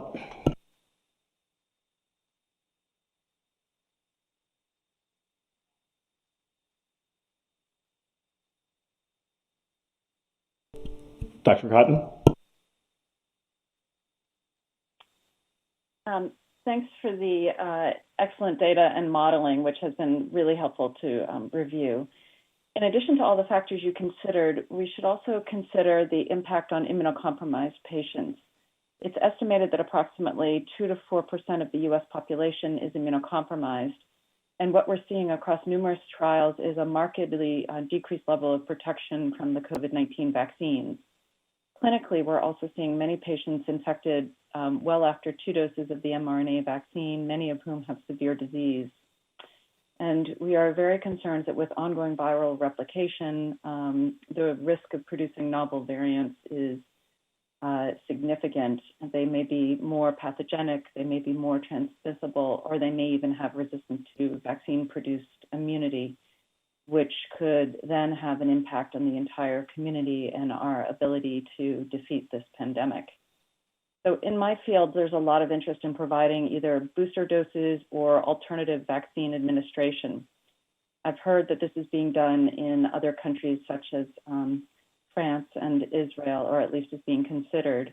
Although for now in the United States, for equity, until everyone who wants a vaccine has gotten their vaccine, we've put a pause on our ability to give additional doses of vaccine for this vulnerable population. So in order to best protect this population as well as the general population, I would consider the impact of moving forward with vaccination as rapidly as possible so that we could then reach the point where we could provide additional vaccines for this vulnerable immunocompromised population. So I'd just like the committee to think about that and take that into the equation. Thank you very much. Dr. Talbot. Thank you. Sorry about that. I lowered my hand instead of hitting unmute. So I have a few things, and I'll try to be very direct. My major concern about talking about risk is that people are confusing the risk of this adverse event to those of oral contraceptives. And it's not the same risk because it's not necessarily the same type of clots, and it's not the same type of treatment. When women present to the emergency department with a clot, all of the protocols and all of the nation and all of the hospitals say start heparin. And that will put these patients at increased risk And so I don't think they are the same risk, and it shouldn't be compared to OCP. So that's my one thing. If you're going to advise about risk, that make sure we make it very clear that this is not a lead clot that we treat with heparin. Two, I think we don't have individual risk factors. What we have is age and sex. And so I think it's really important that when we talk about this, that we do include gender in addition to age. I don't think that we can ignore the fact that the majority of the cases have happened in women. And I also want to reiterate that women often present to emergency rooms with vague symptoms like headache or nausea and vomiting and get sent home and are not taken seriously. So I think that also needs to be remembered when we talk about the risk of this. To Dr. Cotton's comment and some comments about those that are homebound, we have seen in a recent nursing home outbreak that it is incredibly important to vaccinate those around the immunocompromised and those that are homebound. Everyone is worried if we don't have a one-dose vaccine to take into the home, we leave those patients at risk. But I do think we need to really educate the public that they are in contact with someone who is homebound or immunocompromised, that they themselves need to be vaccinated to prevent the risk of spread and an infection. And then lastly, I believe it's the Indian Health Service that has managed to keep, and I could be wrong, I would love to hear them comment. They have managed to keep all three vaccines at the same clinics and have done just fine. I think we're Americans. I think we have a lot of ingenuity. I think we can have multiple vaccines at one place. I think we can operationalize this. And I would hate to think that would become an insurmountable obstacle. I think it is more difficult, but I don't think it's insurmountable. And I think we can overcome this, and we can have multiple vaccines, and we can operationalize it. What I worry we can't do is educate the entire medical force and every American about the risk of this with enough detail and enough understanding so that a person can determine the risk benefit for themselves. Thank you. Thank you. Dr. Daly. Yeah, thanks so much. So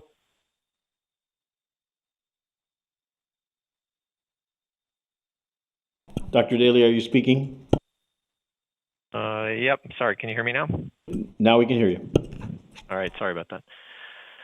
So I think it is possible that we're underestimating the benefits of vaccination here, and I just want to highlight that there's at least two factors, and there's probably others that may lead to an underestimation. One is the spread of variants that are more easily transmissible and possibly more severe. You know, that would just only increase the likelihood of disease in the unvaccinated.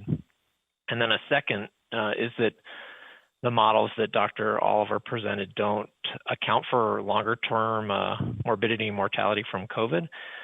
There was a report out this morning, I think from the VA, that showed that those who had COVID, even who weren't hospitalized, had increased risk of mortality in the 6 months following their COVID infection. So I think we just need to factor that in.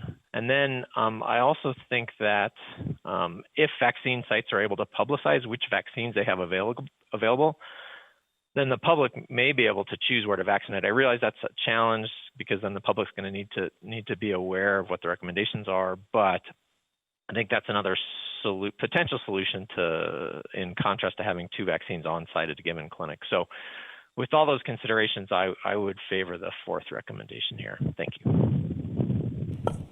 Thank you, Dr. Daly. Let me go on to Ms. McNally.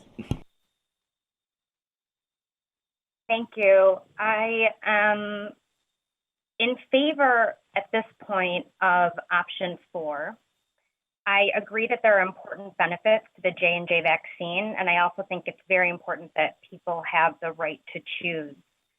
What I am concerned about is that there is a very rare risk, and we would be warning for those people who may have this outcome.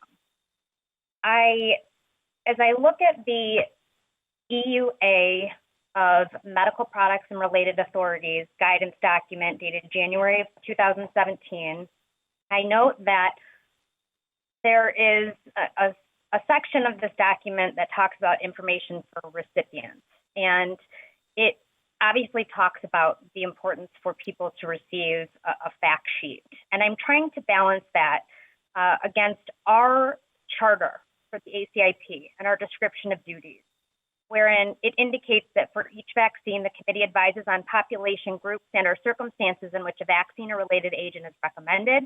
And the committee also provides recommendations on the contraindications and precautions for use of the vaccine and related agents, and provides information on recognized adverse events.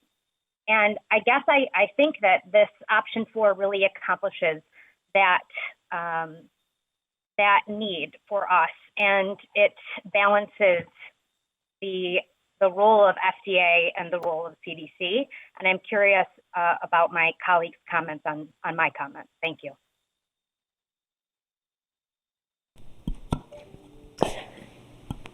This is Amanda. While we're waiting for comments, and thank you, Ms. McNally, I do just want to let acknowledge that people can sign up for individuals who do sign up online for vaccination. In many places, including at vaccinefinder.org, you can actually put in the vaccine that you're looking for. So we do have tools available online, and can ensure that, at least on the government websites where we have those tools, that information about this risk is clearly delineated on those web pages.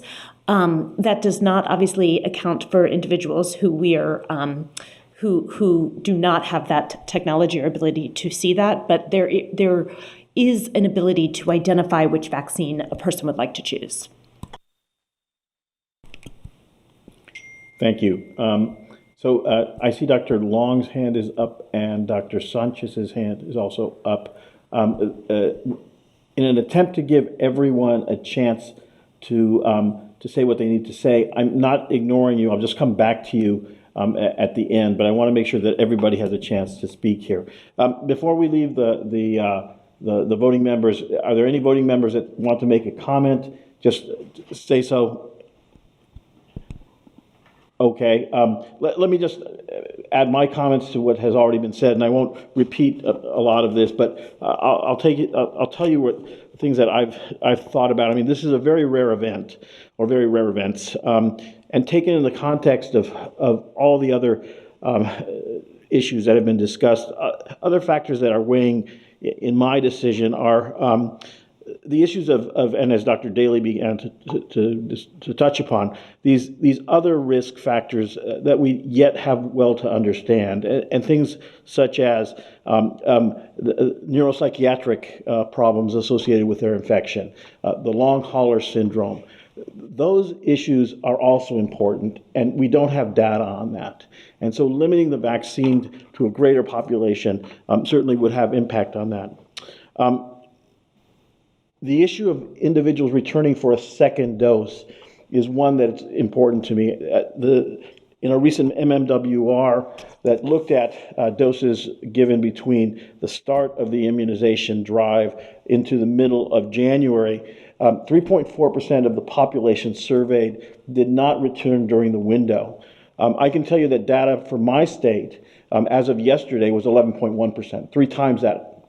So clearly removing a vaccine that can be given as a single dose and is a preference among Latinos in our communities would be of detriment. And so I think that these weigh heavily on my decision. And as has been said before, I am leaning towards the number 4, or the option number 4. So let me open it up now to the liaison members, and I see Dr. Dushin is top on the list. Thank you, Dr. Romero, and to everyone who has contributed to these fantastic analyses and presentations. My question is about the model, and I think it's clear that both on the population health level and the individual health level, the benefits of this vaccine justify the risks. And this is an incredibly important vaccine that we need in our armamentarium, as Dr. Romero just described. My question is, the risk-benefit calculation is based on the current U.S. exposure risk.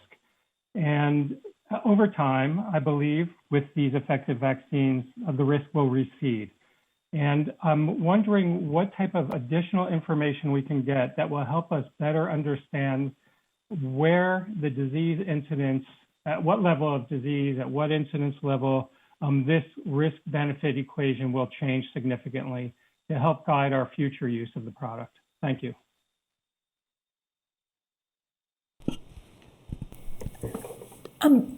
Rachel, do you want to comment on future use of the models?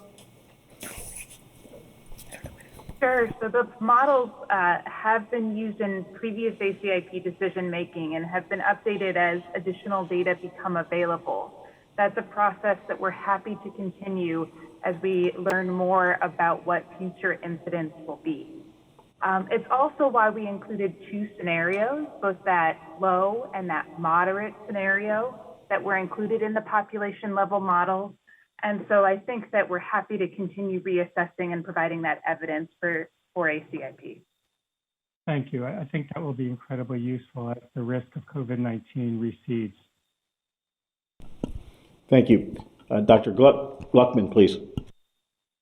Thank you very much, and appreciate Dr. Oliver's thorough presentation. I would just refer folks to slide 51 of Dr. Oliver's presentation, where it puts an excellent perspective on the risk of TTS versus the potential benefits. I think that option 4, while it's important to make people aware of the risks of TTS, while that information is being provided, it is essential that people are also provided with the overwhelming benefit. For every case of TTS occurs, there are still 12 deaths prevented, 127 ICU admissions, 657 hospitalizations prevented. And then, as people have already commented on, the potential risk for long-term sequelae of COVID as we're learning more. I'm concerned that without a stronger statement from ACIP, that a decision could contribute to vaccine hesitancy, and that any contribution to vaccine hesitancy is far more likely to cause real harm to people. So while yes, information is important, we should be making a very strong and unequivocal statement about the overwhelming benefits, and recognize that there is some issues around feasibility in certain populations. Of course, when people have the opportunity to have choice, they should have choice. But I think the overwhelming risk-benefit analysis here is get the vaccine you can get. Thank you. Dr. Shaw. Thank you, Dr. Romero. I'd like to begin by thanking Dr. Oliver. Dr. Oliver, you gave a clinic today on the optimum way to analyze and communicate about a difficult public health policy question, and I commend you for your clarity of thought and communication. It was outstanding. I'd like to address or think about what has already been noted, which are some strands between the differences between, Dr. Oliver, your option 2 and option 4. Even option 4, well, there are two observations I'd like to make. Both options, as your slide 71 notes, provide flexibility of choice as well as allowing receipt of this vaccine among hard to reach populations. I think it's important to note that believe that both options, even though it's only noted explicitly in option 2, both options would entail an official recommendation being appended to the EUA, as our colleagues from Janssen noted. And so with that, I suggest, or I posit that there's not so much of a difference between option 2 and option 4. It may come down to our understanding collectively of the language of may choose. So long as we understand that may choose is at the population level, as some commenters have noted, it may entail choosing when someone is making their appointment or at the time they decide to go get vaccines. I think at the practical level, most sites will not be able to offer 2 vaccines. In our state here in Maine, I'm not aware of a single vaccination site that simultaneously is running 2 vaccines at once. When we adjust for that understanding, I don't know that there is much of a difference between option 2 and option 4. the choice here, which I believe in retaining, comes at the time that someone decides to seek a vaccine rather than at the point of care or point of service. That's my understanding, though, Dr. Oliver, and I'd love your perspective on that. First of all, thank you. That was very nice. I actually agree. And first of all, want to reiterate that your first point that absolutely all of the recommendations are in the context of FDA's warning statement. So we were highlighting it for that second one, that it's not necessarily going back to what we had before. It's with the setting. But yes, that any kind of future recommendation for use will be in the setting of the FDA's warning statement. And agree that in many instances it will be, up to the jurisdiction exactly how that kind of may choose another vaccine gets implemented, but very likely in many instances would be, an individual person signing up for which vaccine appointment they're going to take, which just reinforces the importance of, the public, clear communication that we've said if this is the choice ACIP will choose, that CDC will work with colleagues at disseminating. And sorry, apologies for honing in one more time, but that option of choice already exists and is baked into option 2 as well. Yes, correct. I think it's my interpretation from the work group's discussion, and I'm happy to, after this, kind of defer to Dr. Bell if she wants to comment again. But my interpretation was it's really option 4 is ACIP reinforcing the risk in this specific population, but that, in many situations, the benefit may outweigh that risk. Dr. Bell, do you have anything else that you would like to add for kind of work group summary? Thanks. I guess I would say to reflect to the extent that I can reflect the work group's sense and my own opinion. I think that the issue is that we think it's important to reflect both truths, both the fact that the benefit risk is, in favor of a large benefit, but also that there is a very small risk of a serious adverse event, which people have should be aware of. So I think the idea is to reflect both truths in the language of the recommendation, to fully acknowledge both the benefit and the risk. And I think that is a little bit different than option 2, which wouldn't reflect, I don't think, in the same kind of way, the ACIP's recognition of both and the opportunity for people to make an informed choice. So that, I think, is perhaps it's a small point when you come right down to it, but I think that's essentially where it was coming from. Thank you very much. Dr. Bell, since you have the floor, I see that you also had your hand up to make a comment. Would you like to continue with your comment or question? Well, I was going to just, provide my own perspective on kind of where I've come down in terms of how to approach the situation here. So I'll just make a couple of points and try not to be too verbose. I think, first, I think it's very important to recognize that this is a recommendation and a policy for now and for the current situation, which includes, is not at the moment with COVID-19 at bay and things quiet and all those lovely things that we can hope for in the future. So this is a time where we need options and we need flexibility. And that's very much part of my thinking. I think the second point is that the benefits do clearly outweigh the risks from a population perspective and an individual perspective. And I think it's reassuring to me anyway that while we don't have all the information, I think we do have enough information to move forward. But at the same time, I think that there is a real risk. It's admittedly an extremely small risk and smaller than many other risks that we choose to take every day. But nonetheless, there are alternatives, at least, for us in the United States. And for that reason, that's, as I just mentioned, why I personally do prefer wording which explicitly recognizes the ACIP's recognition of both the risks and the benefits. Now, it's a little bit of a paradox that here, there's been a lot of discussion about vaccine hesitancy and what do we do about that. And my own feeling is that that's just an unknown, and we do the best we can. It's a paradox that by recognizing and detecting and acting on a very rare risk, which should in fact inspire vaccine confidence, perhaps it has the opposite effect. But in any case, I think that going forward, and this is something that a couple of people have already raised, I think that the success of this policy recommendation, whatever it is that we end up, but especially if we choose this last option, is, and also to support public confidence, it really rests on education and communication. And it's really critical that CDC, that the state and local health departments, that our partners really step up and take this task at hand and really work to make people understand what the choices are here. Thanks. Thank you. Let me apologize, Dr. Goldman. I jumped you to go to somebody else.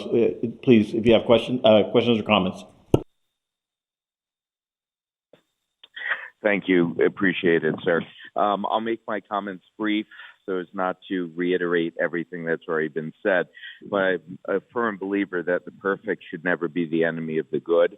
I think the risks and benefits of this vaccine clearly show that we're preventing tremendous disease and that we need to be cognizant of that fact, because to not continue the use of the vaccine would be detrimental for the overall vaccine program and preventing tremendous amounts of death, hospitalization, ICU care. But I did want to point out just a few concerns from the private practice and primary care perspective.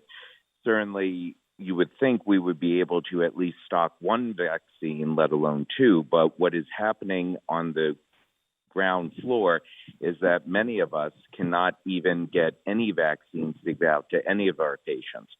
So if we do not even have the option of a single dose vaccine, it is going to tremendously affect the ability of vaccine distribution for many in private practice and primary care, number one.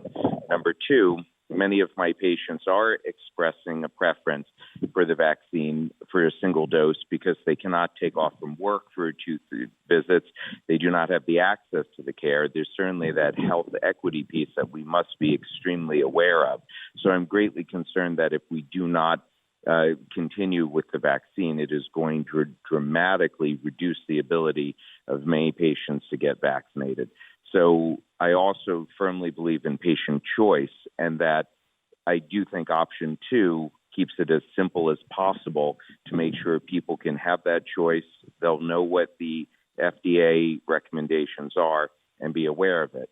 And my last point is that we need to be very careful in the wording that we use, because what this pandemic has shown me is how many jurisdictions will misinterpret guidelines out of convenience. And I point to the example of when we said that up to 6 weeks you can give a second dose. Many jurisdictions split the difference and just did 4 weeks across the board for both vaccines, even though that's not what the recommendation said.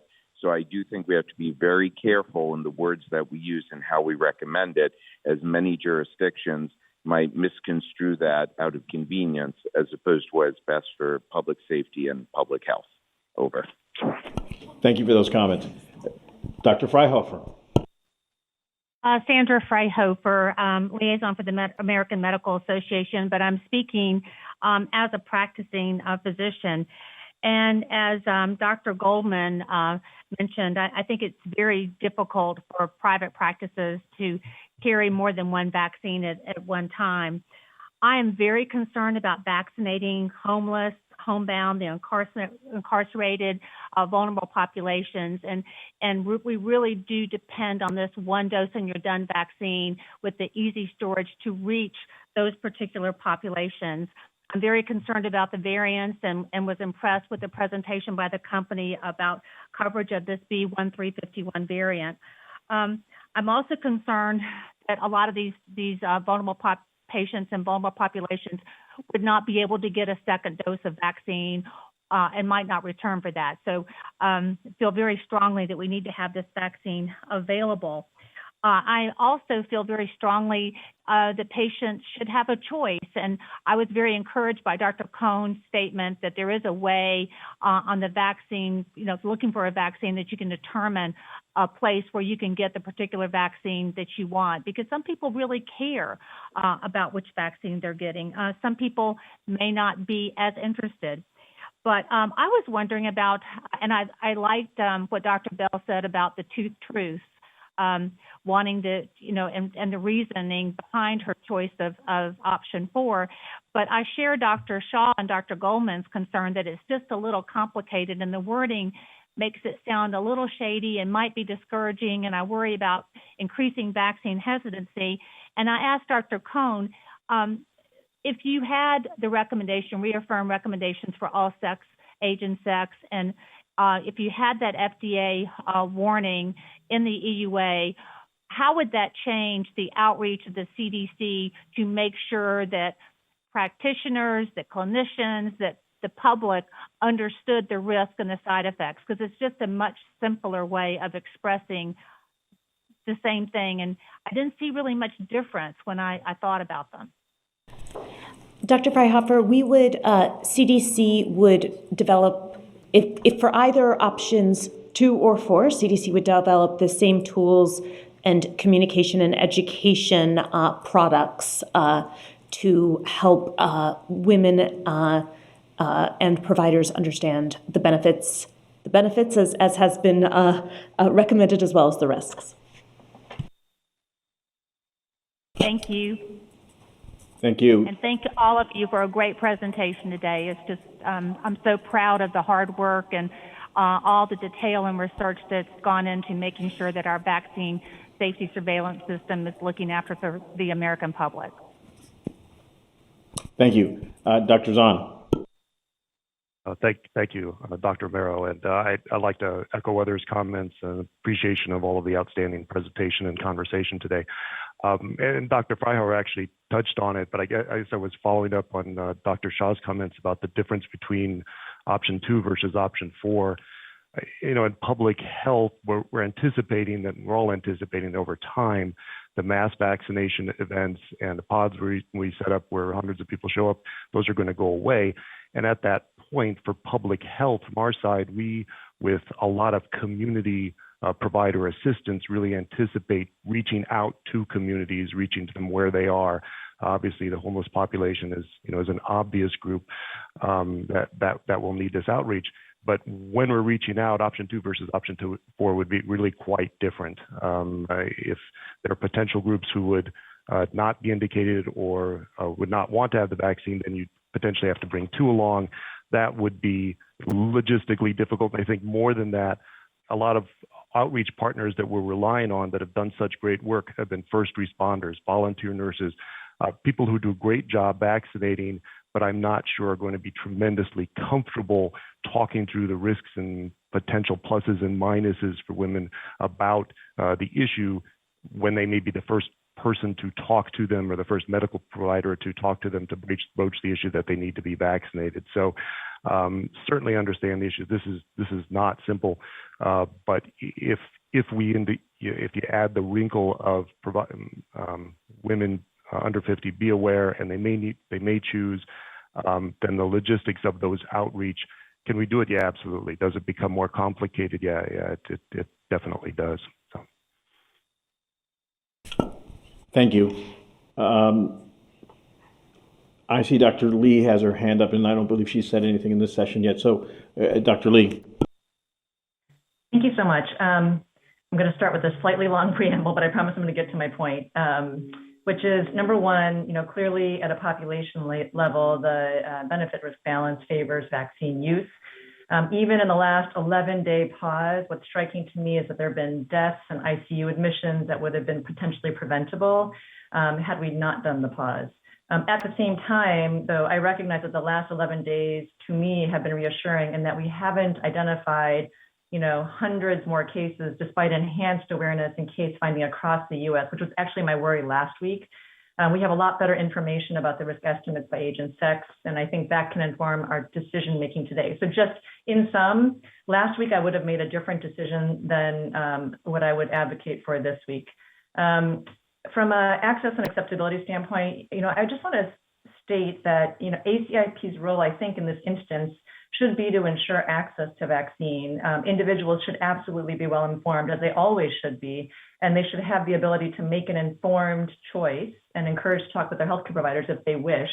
But that acceptability is not just a J&J issue, it is a much broader issue. So I think that we cannot do enough to support and ensure that we are always educating patients and the public, and we need it on all fronts. So I don't actually think this is a very specific issue, but I feel like it is a much broader issue that we need to address.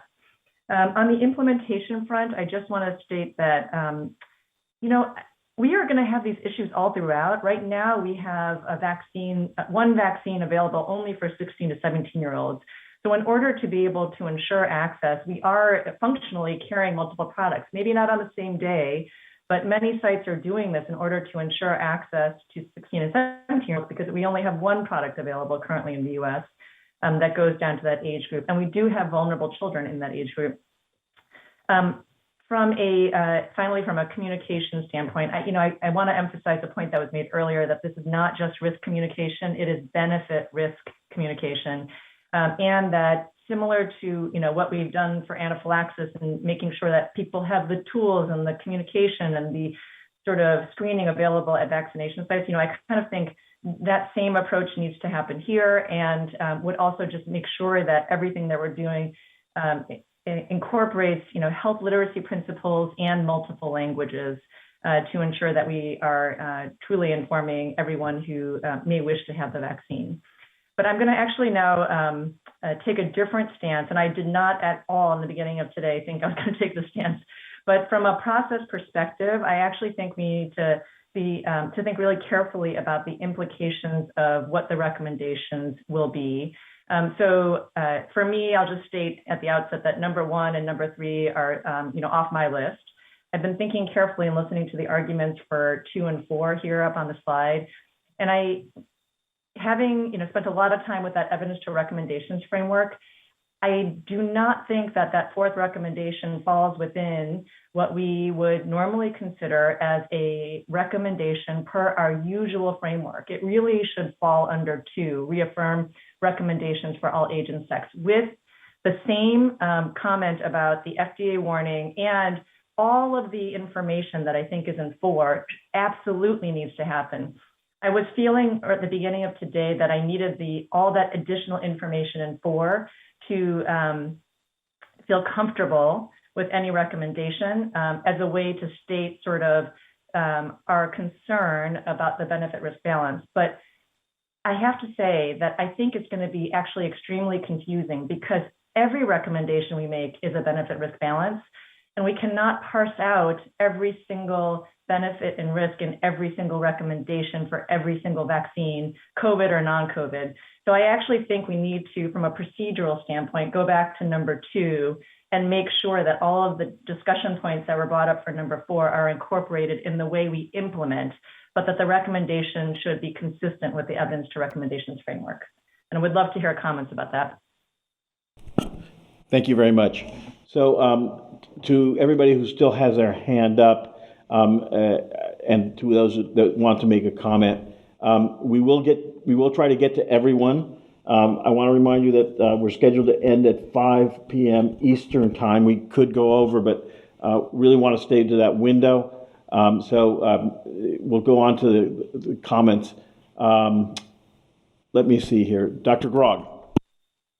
Yes, I'll keep it simple, representing the American Osteopathic Association, but I have an immune deficiency and did not respond to the vaccine.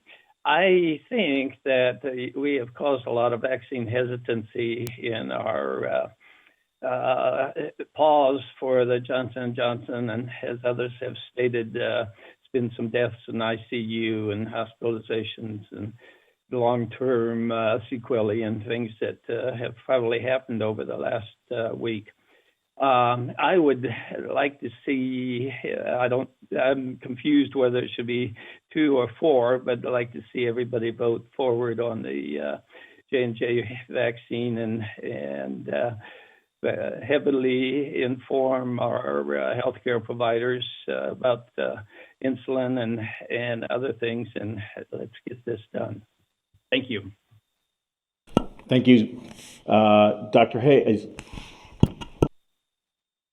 Carol Hayes with the American College of Nurse Midwives. I've been working in a mass vaccination clinic, and I want to reassure you that we have carried all 3 vaccines, and we have little tents set up, and where our little cubicles are numbered, and somebody in the back room draws up all the vaccines, and I just sit there and jab the arms. And it really is possible to stock 3 vaccines and to organize at 3 vaccines and to have people choose when they walk in the door which one they want. And I also want to just thank everyone who's presented all the data today. Everyone did such a fabulous job. And I also want to reiterate what Dr. Lee just said, that I feel as though at the beginning I was going to be a number 4 girl, and now I'm a number 2 girl. So thank you. So this is Amanda. I'd like to I'm going to ask Dr. Oliver to put some additional language, listening to this discussion about 2 and 4 for people to consider. We have a lot of people whose hands are raised, so this will just give you one more thing to comment on, as Dr. Romero said very briefly. But I'm going to hand it over to Dr. Oliver. Are you ready? I don't think, just say it and then,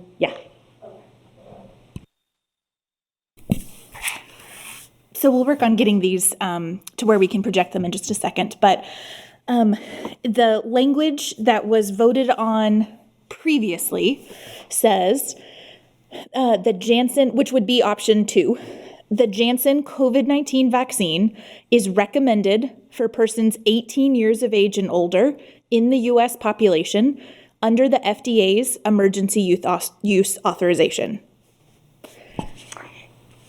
And then the proposal would be for that, with that language in the recommendation, we would then describe the risks and benefits and in the clinical considerations section, but have the overall recommendation point to the EUA only. So it's essentially 2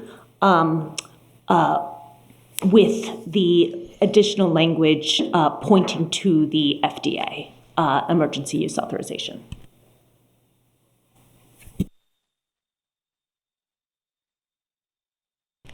Yeah, go ahead.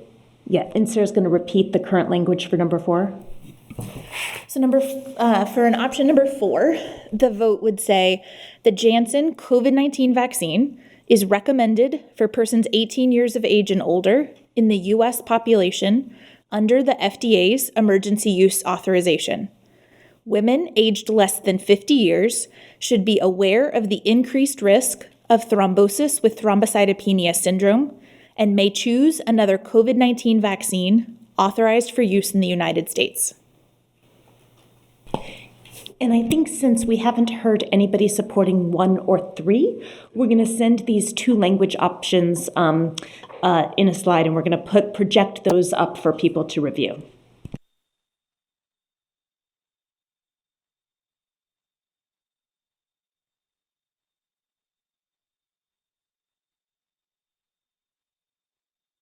So we're going to take some comments while they finish the slides. Dr. Eckert, please.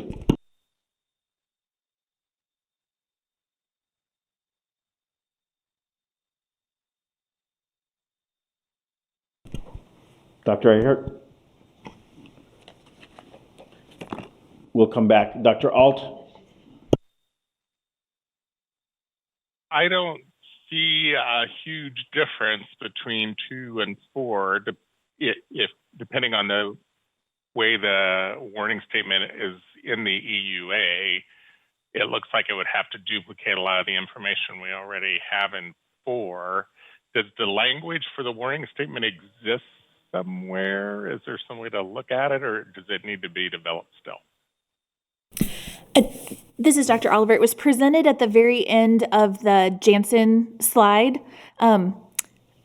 when we get through our slide stuff, we can we can show that again. Thank you. This is Dr. Eckert. I'm sorry that there was a leaf blower right outside my door right as you called on me, and I thought, oh my goodness, you will only hear the leaf blower. So please go ahead. But I just want to say, as an individual here, not speaking on behalf of ACOG, this is my individual thoughts, but my concern is that number 4 does potentially enhance obstacles to vaccination.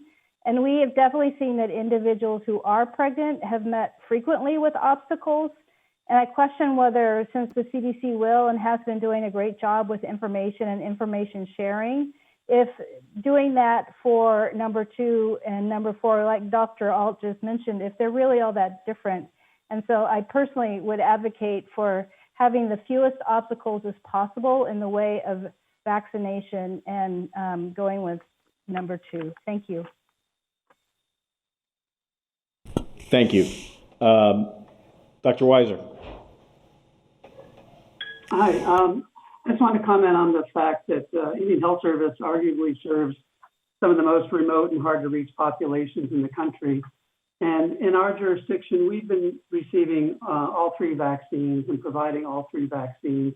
And some of our sites are actually handling all 3 vaccines. The Pfizer just for the 16 and 17-year-olds, the Moderna for the majority of the adult population, and then the Janssen vaccine, which some people were waiting to receive and not choosing to get the other one. So as part of a health system, I think we have proven that we can handle all 3 vaccines. Typically, when we have a large vaccination campaign or site, we'll give mainly 1 vaccine on that day if we're doing a drive up or a large scale vaccination event. But we have the ability to keep the vaccine straight and make sure that people get the vaccine that they've asked for. Thank you. Thank you.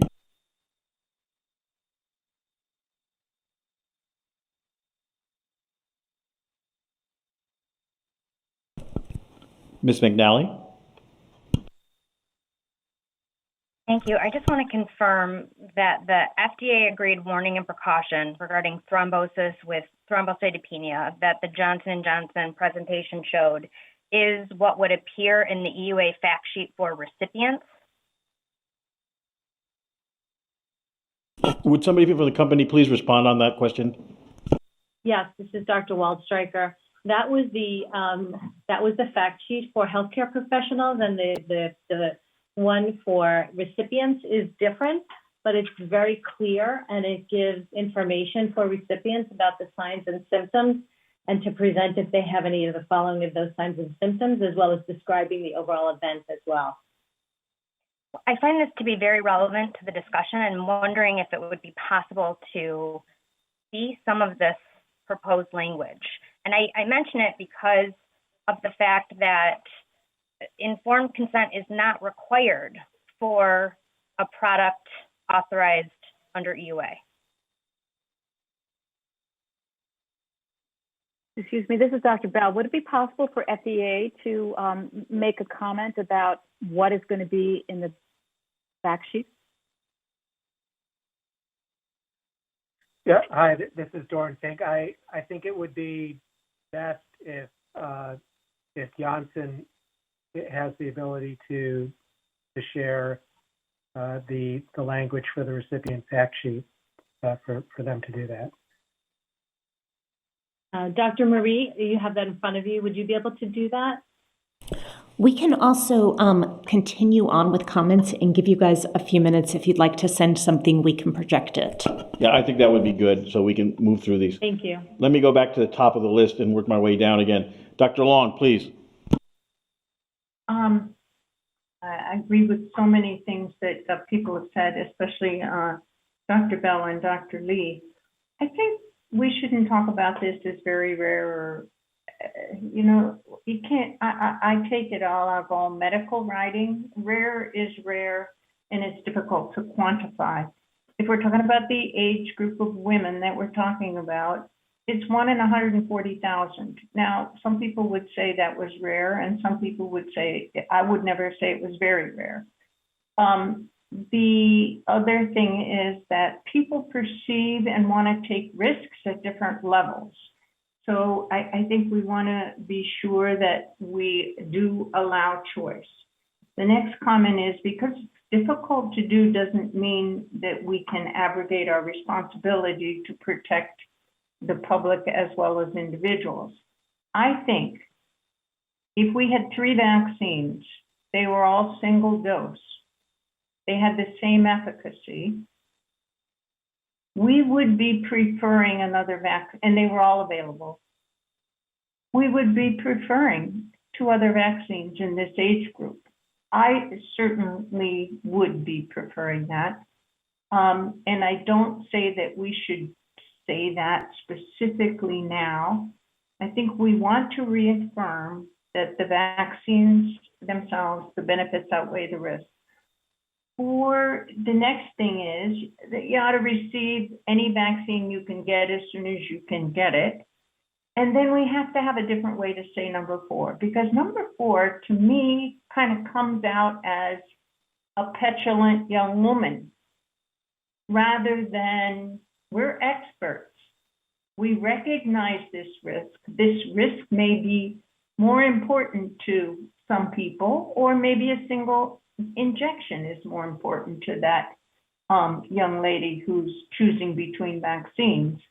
But to say may choose, I don't think it's saying what we recommend. And I'm not for just leaving the FDA warning, because the FDA does the licensure and the legality part of it. We're supposed to nuance that by all of our deliberations to protect the population as well as to protect the individual. And I think that the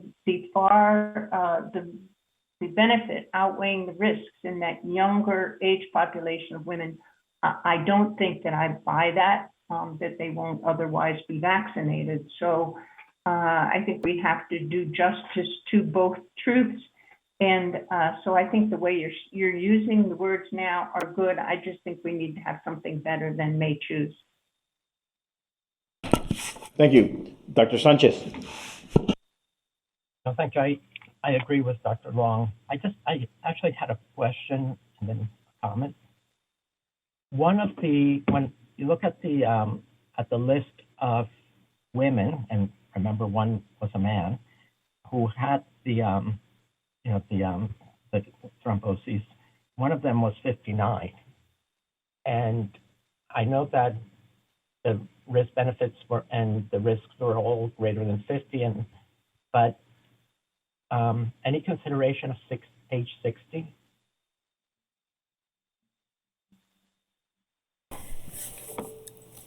This is Sarah. I think the work group, we tried to look at what was known with the current age distribution. We had to make some assumptions when we started doing this work a couple of days ago. And so the work was done with the 50-year-old cutoff. I think we did look at information. So the work group saw more slides and more information than what was presented publicly today. There was some information presented for 65 and older, so not 60, but 65. Ultimately, the issue is the population 65 and older that's remaining to be vaccinated is very small, or is much smaller than the 50 to 64-year-old population. And so some of that definitely impacts the modeling results when it comes to that. But we did not specifically look at a risk-benefit analysis with the line drawn at age 60 years. Because when the data as of April 14th, among the cases, the range was 18 to 59. And I know that it's just some cases, but because, I fully understand the benefits of immunization. We cannot argue with that. But I also understand the risk, and the risk is not it's not an insignificant risk. It makes me nervous. And I think that that at least with this vaccine, yes, there's only one male during the trial that had it, so it doesn't seem to be zero in men, although yes, quite rare or quite infrequent.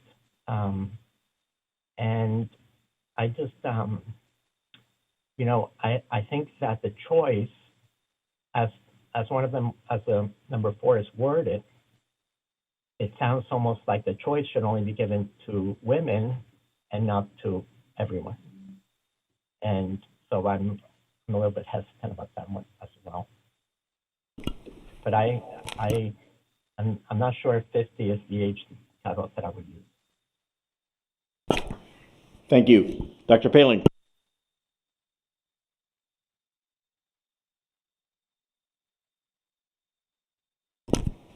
Dr. Paling?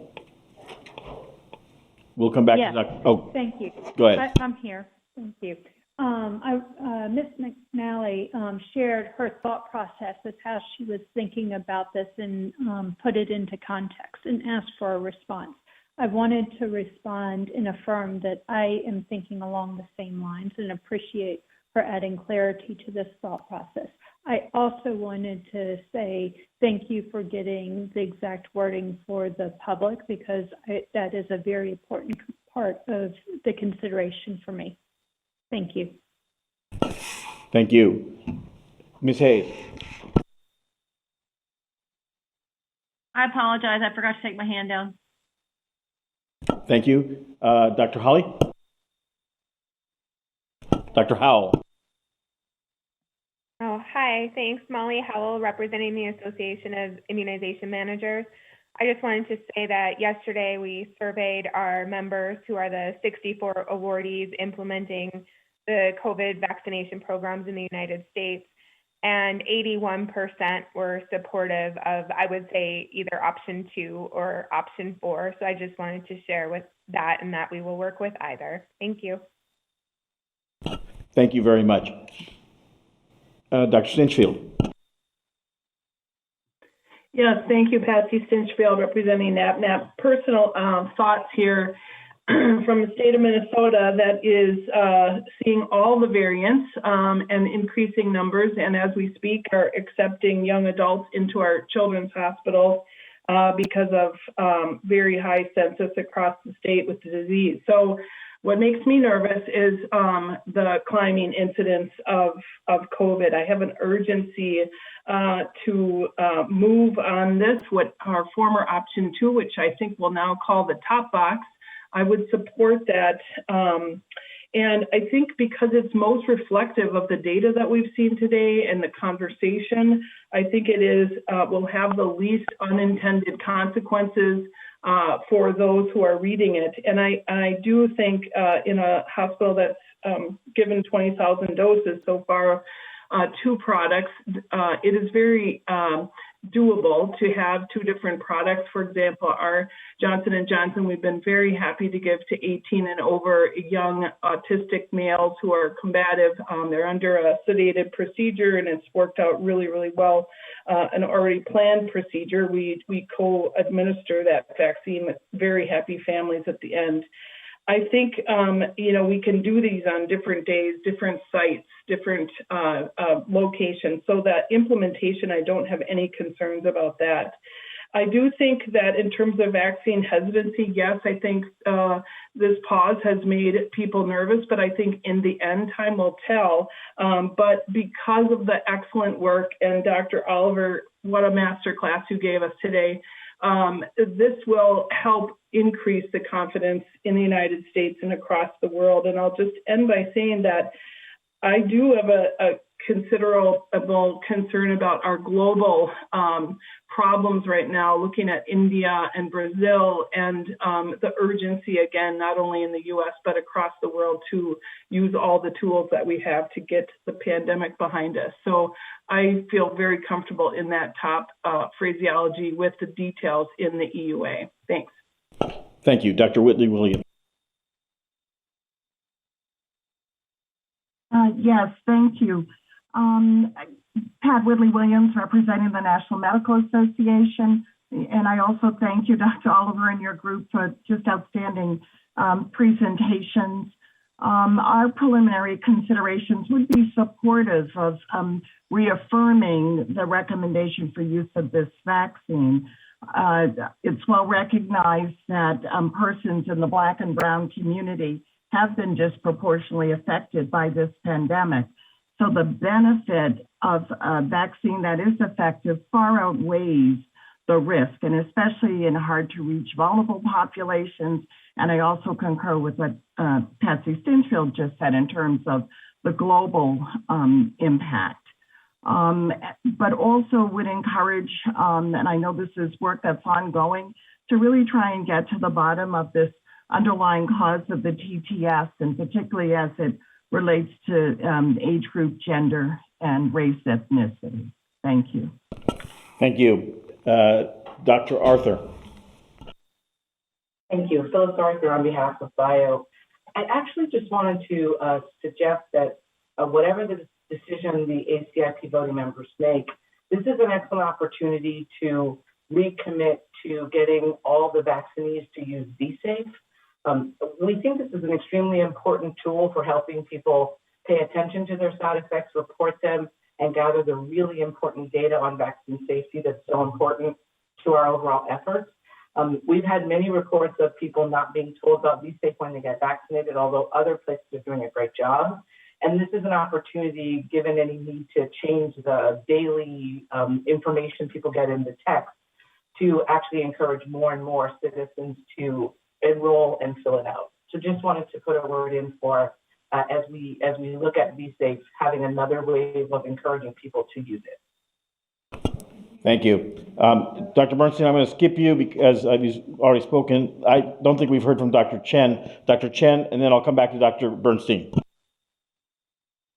Yes, thank you. And so I've been really enjoying the discussion, and I think I agree with what Dr. Shah initially kind of articulated, which is that in essence, box top and box bottom are not significantly different from each other, as long as we understand that in the implementation that we would not, have a formal, complicated consent process for the be aware or making aware statement, and then for the ability to choose, that we would not make it a requirement for the local point of immunization clinic to be required to store 2 or more vaccines.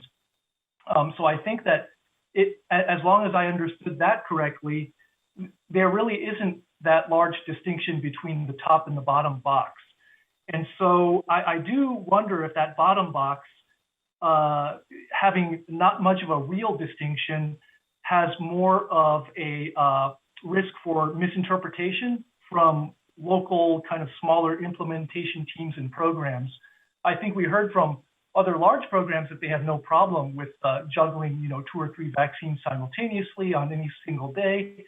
But I do wonder about these smaller outfits. Again, in my state of Maryland, we have, individual medical practitioners and pharmacists, dentists, and veterinarians that are starting to be trained to be able to implement these vaccines. And again, I can't imagine that they will be able to juggle multiple products simultaneously. So I think that, again, as long as we saw that enhanced labeling information, and we have an aggressive campaign for educating the public and the medical community, I think in essence, those boxes are not really different from each other. And to make it simpler, that top box is really what I favor. So I'll stop there. Thank you, Dr. Lett. Yes, hi, this is Susan Lett from CSTE. We're wondering if you could tell us a little more about implementation, will happen, because this is we've never sort of had this pause before, and sort of sequentially, can you describe it? Dr. Lett, you're asking us to describe the pause? Oh, the implementation of if the pause is lifted? Yes, there have been some questions amongst our members and other members that we've been talking about how exactly things would get re-implemented as soon as we have to wait for for certain language to be available, for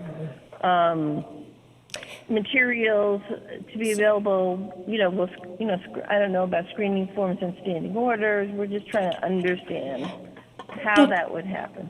Dr. Lett, this is Amanda. So if there is a decision in the next half hour, hint, hint, sorry, then we are awaiting and anticipate that the FDA will be putting out newly approved EUA language, which we've pulled up for you to see now, the language which we can have the company take us through that's in the patient FAQ sheet. And at that time, if the CDC director approves the decision made by CDC, we would publish that on the ACIP website and through other information sharing, and people would be allowed to presume use of doses that they have available potentially already.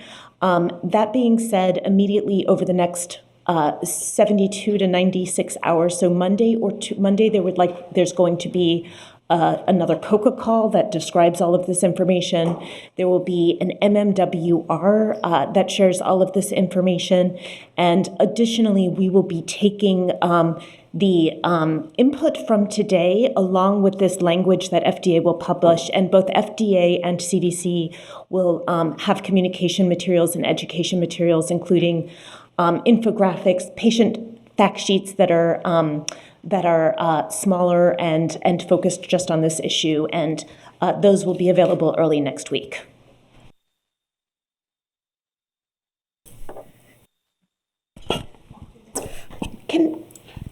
Do you want to walk through this, and then I'll take the final questions that are here. So go ahead.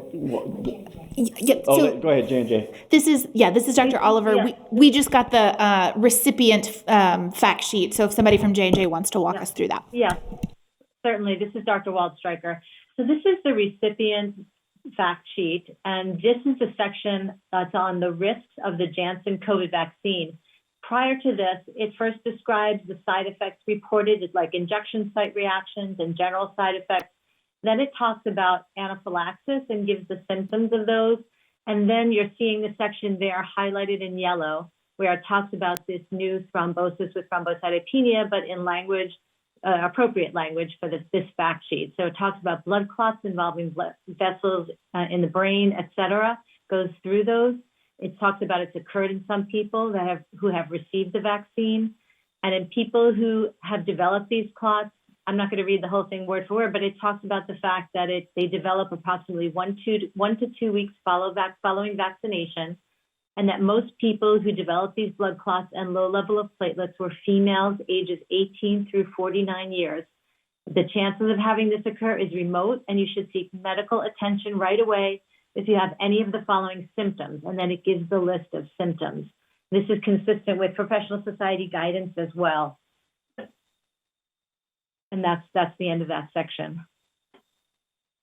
Thank you. Dr. Romero, may I ask a follow-up question? Go ahead, please. Does this fact sheet indicate that there is an alternative, that being the mRNA vaccines?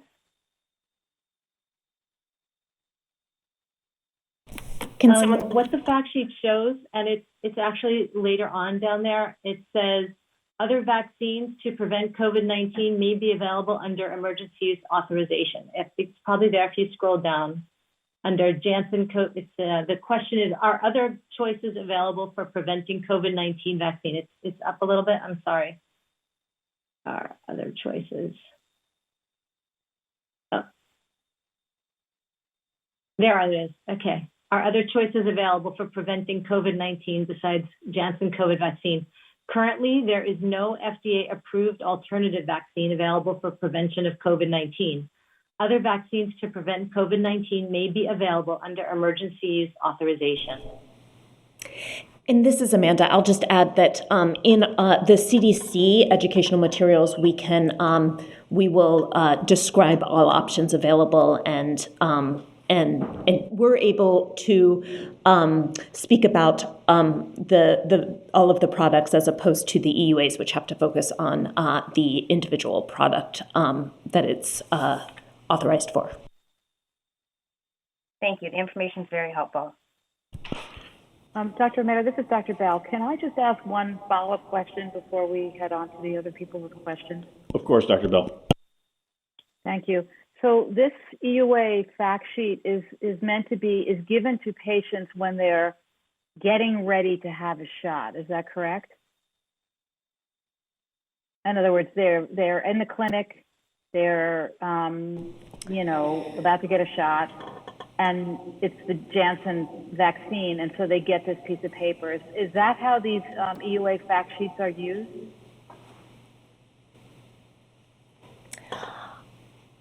Does someone from the company or FDA want to respond to that?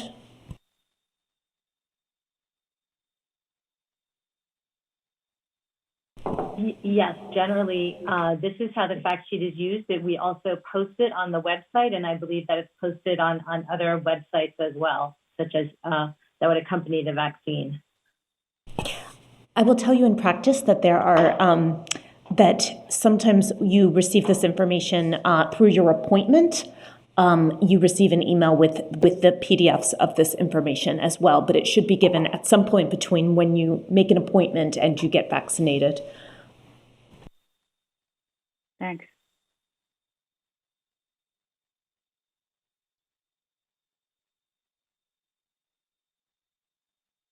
Sorry, I lost my list of speakers here. Let me go back to Dr. Bernstein, then Dr. Paling, and then I'm going to close it unless somebody has some very pressing comments. Dr. Bernstein. Thanks, Dr. Romero. It's incredibly impressive to me how well our nation's vaccine safety surveillance systems work. The Vaccine Adverse Events Reporting System, VAERS, which is not designed to assess causality, identified a safety signal of real concern, prompting further investigation. As Drs. Oliver, Bell, and the COVID-19 work group have presented, the ACIP closely examines disease epidemiology, vaccine supply, implementation concerns, public values and acceptance, and equity. Its three overarching pillars of science, implementation, and equity are important.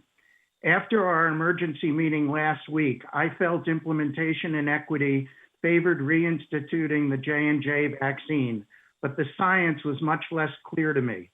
The brief pause, measured in days, appropriately continued to allow additional data to be collected and analyzed. The ACIP process works in a timely and transparent way, which should improve the public's understanding of this safety signal. Today's presentations and discussions have convinced me that lifting the pause on J&J's vaccine is in the best public health interest of the US population. Any vaccine may have side effects, and in this case, the risk of blood clots and low platelets, even resulting in fatality in some, has now been extensively studied and will continue to be monitored. Plus, patient education and provider recognition are expected to help improve outcomes. Important information also will now be conveyed in the FDA's EUA fact sheet, the CDC's materials, and through local public health officials. The three COVID-19 vaccines currently authorized in the US are amazingly safe and effective. In my mind, their benefits far outweigh identified or perceived risks. We need as many people to be vaccinated as possible in order to reach community immunity and put the pandemic behind us. The J&J vaccine will help us do just that. So I prefer the option 2 or the top box, and I think that we can include nuanced language in our clinical considerations that often accompany these recommendations. Thank you. Dr. Paling. Can we pull up the FDA EUA sheet again, the bolded part? I wanted to look at that.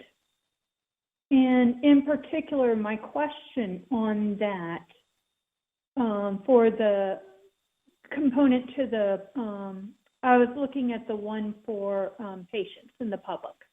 And in that yellow component, my question, I just wanted to highlight that headaches are the most common early symptom of these thrombosis and thrombocytopenia. And so I am concerned that that is buried. I think it was the fifth one down. And I hope on the CDC website we could elevate that location.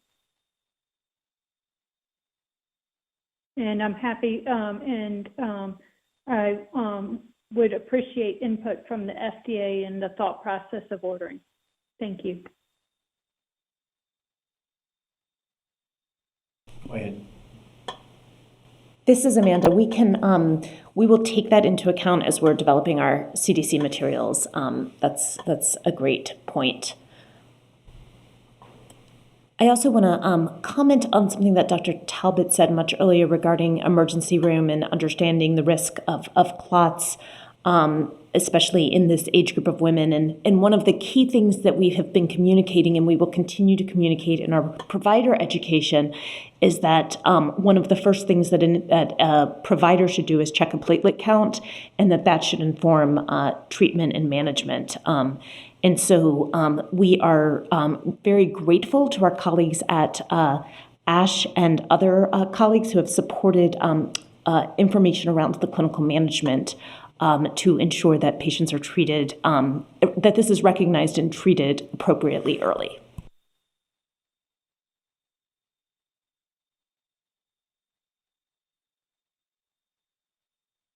So before we move on to a motion, I think we're ready to discuss this. I just want to say the following. While I can vote for number 2, I think we've already begun to see in the discussion that there is a bit of selective interpretation of that recommendation.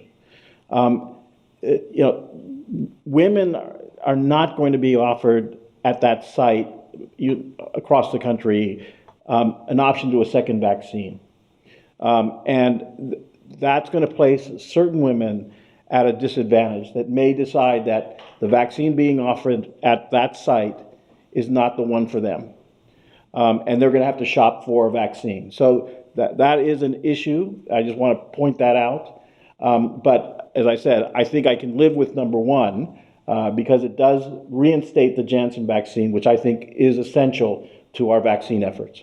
So I think at this point we'll end discussion and see if anybody wishes to make a motion. Voting members, sorry. Dr. Lee. So I move that we recommend the Janssen COVID-19 vaccine is recommended for persons 18 years of age and older in the U.S. population under the FDA's emergency use authorization period. The top box to clarify, Dr. Lee. The top box, yes. Thank you. Thank you. May I have a second, please? Dr. Alt? This is Kevin Alt. I'll second it. Thank you very much. Is there any further discussion from the voting members only? Let me see here. Dr. Sanchez. Is it possible to vote between the two? Say that again. Is it possible to vote one versus the other? Dr. Sanchez, so for procedurally, the motion that has been made now needs to be voted on, yes or no in and of itself. If this motion passes, this motion carries. If this motion does not pass, we can put another motion on the table. Is that clear, Dr. Sanchez? We have to vote on this motion at this time. Okay. Thank you. Dr. Long. I will not comment further on this motion. Thank you. Dr. Bernstein.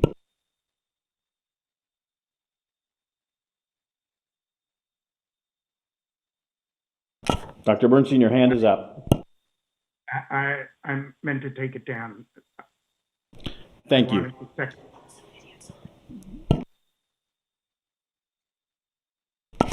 So I'm going to ask that all the voting members please turn their videos on and get ready to offer a vote.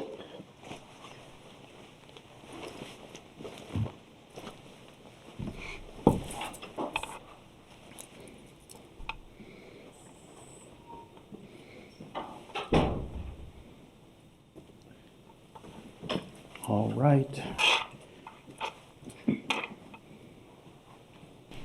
So I just want to remind our members, we are still not doing really electronic voting, but as you go through your votes, please let everyone know again if you have any conflicts of interest.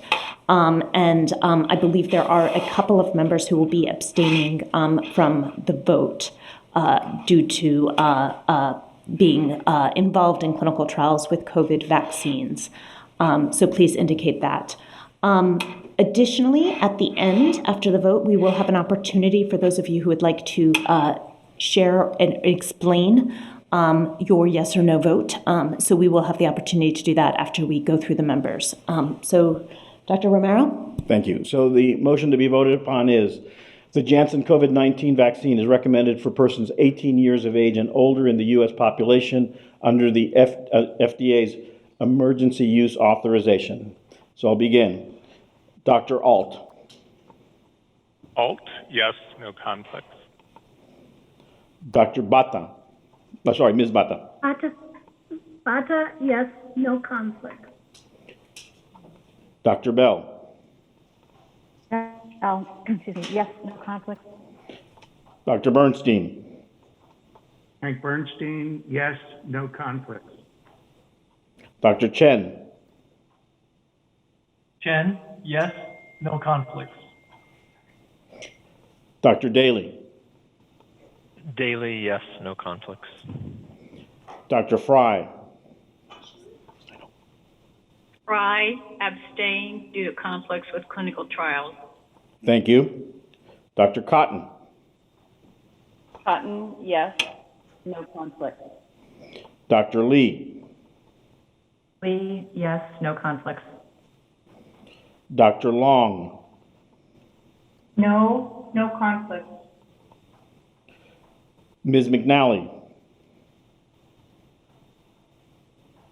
No, no conflicts. Dr. Paling. Paling, yes, no conflict. Dr. Sanchez. Sanchez, no, no conflict. Dr. Talbot. Talbot, no, and no conflict. Romero, yes, no conflicts. Thank you, Dr. Cohn. So the vote is 10 in favor, 4 opposed, and 1 abstention. The motion carries. The Janssen COVID vaccine is recommended for persons 18 years of age and older in the U.S. population under the FDA's emergency use authorization. Thank you all very much. So are there any of the voting members that wish to offer comment at this time? Please raise your hand. Yeah. Is Dr. Bell, Dr. Bell? You can stop sharing now if you wish. Thank you. I wanted to reiterate a theme, which is the importance of CDC and the state and local health departments and the partner organizations providing clear communication and education on this topic. I voted yes. I can live with this recommendation. But I think that under an emergency use authorization, where there is no signed informed consent, that it could be that ACIP recommendations might need to reflect some more nuanced concerns than under the usual procedure. Nonetheless, as I say, I voted yes, but I am concerned that that the consumers and women in this age group in particular will not be adequately informed just by the FDA EUA fact sheets. And so we really are depending on the public health agencies and the partner organizations to make sure that people actually are informed and are empowered, and that they actually get a balanced perspective.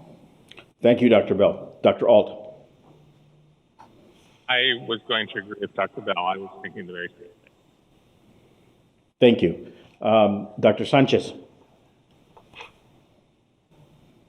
I agree with Dr. Bell, and actually that is precisely the reason that I voted no.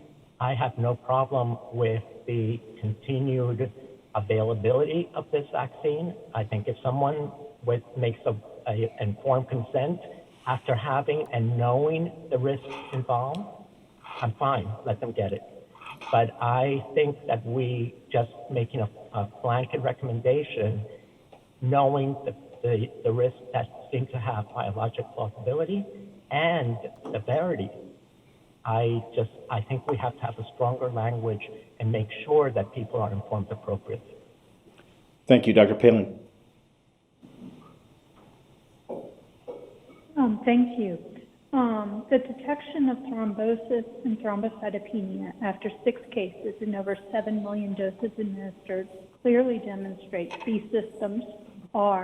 safety systems are both sensitive and effective. The COVID-19 pandemic continues to cause significant morbidity and mortality. Not only does COVID-19 disease cause many complications, including but not limited to increased risk of serious clot, multi-inflammatory syndrome, post-infection neuropsychological syndromes, and long hauler syndrome. This pause has been effective in increasing awareness of the rare and serious events of thrombosis and thrombocytopenia, highlighting the importance of timely diagnosis, evaluation, and treatment, and gathering data needed for a risk-benefit analysis. At the population individual level, the benefits of reaffirming the Janssen vaccine is high and outweigh the risk. For all these reasons, I believe it is in the best interest of the public to reaffirm recommendation for this vaccine with the warning added to the FDA EUA. Thank you. Thank you, Dr. Long. Yes, I did not object to the recommendation. I objected to the absence of any kind of guidance from us. This is an age group that is most at risk, that is getting this vaccine predominantly to save other people's lives and morbidity, not their own. And I think we have a responsibility to be certain that they know this. And if they choose to be vaccinated with this anyhow, we want to respect that choice. But I'm very sorry that we haven't chosen to put up front the knowledge that we have that this is unique, it's clustered, it's almost certainly related to the vaccine, and there are options. Thank you, Dr. Long. Dr. Bernstein.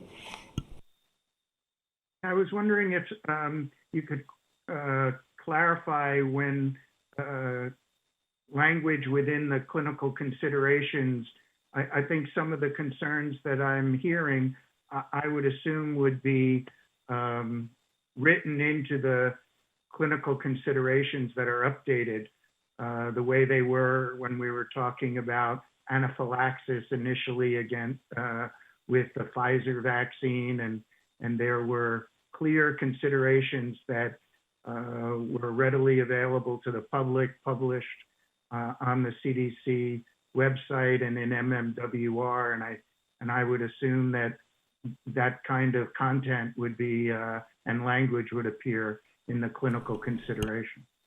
Dr. Cohn.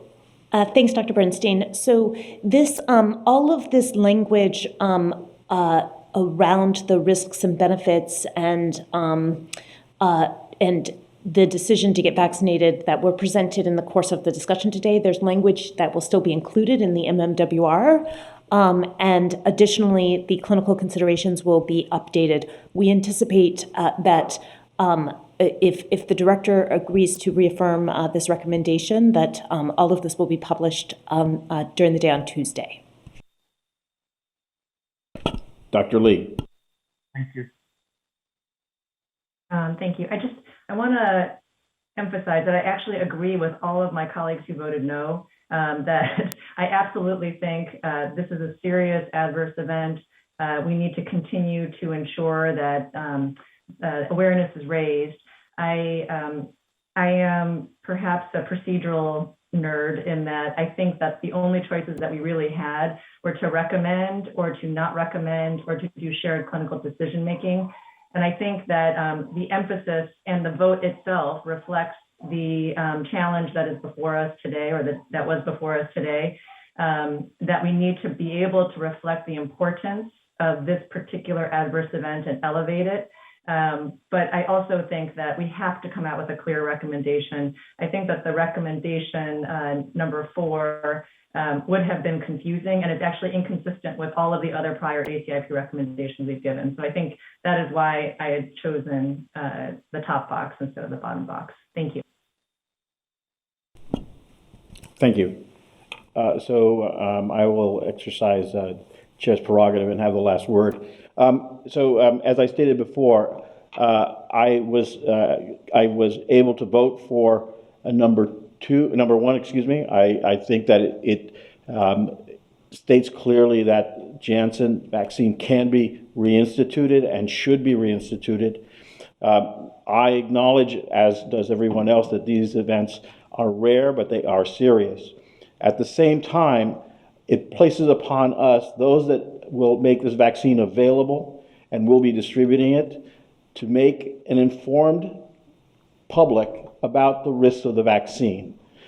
This is not something that we will be able to simply say we're following the ACIP recommendation. It is our responsibility as clinicians to make sure that women understand this risk, and when possible, that they have an alternative at the same site that you're administering the vaccine. So I will end there. Let me again, I think the Oscar for best presentation goes to Dr. Oliver. There's applause in the room here if you can't hear it.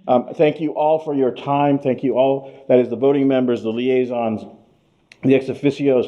I don't think I'm exaggerating when I'm saying that I think there's no group that has put in as much time as you have. I thank everybody else in the room. Oh, I'm sorry. Forgive me, Dr. Wharton. You're behind me. I didn't see you. I just wanted to add my thanks to those of Dr. Romero. I know this has been difficult. We can't quite hear her. I know this has been difficult and it has taken a lot of time, and we greatly appreciate your thoughtful deliberation. Is that clear enough for you? Can you all hear that?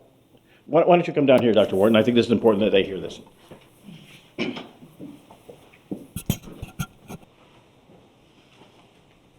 I just wanted to say thank you to all of you for the time you've put into this, thoughtful consideration, the deliberative process you've engaged in, and your coming to a conclusion on this important matter for us. We really appreciate your support and help, and thank you for everything you've done to support the COVID vaccine program. Thank you. And again, thank you, Jessica, Dr. Cohn, Stephanie, for everything you're doing. And I'll turn it back over to Dr. Cohn. Before we close the meeting out, I think just to reiterate, Dr. Wharton, there have been probably hundreds of people working in our immunization safety office and at FDA collaboratively on all of this work over the past 2 weeks. So thank you. I just want to remind everybody that we do have an ACIP meeting scheduled for May 5th to discuss dengue and rabies vaccines. Dr. Oliver is off the hook for that one, but we do anticipate if there is a future authorization by FDA, we do anticipate having an additional ACIP emergency meeting to review any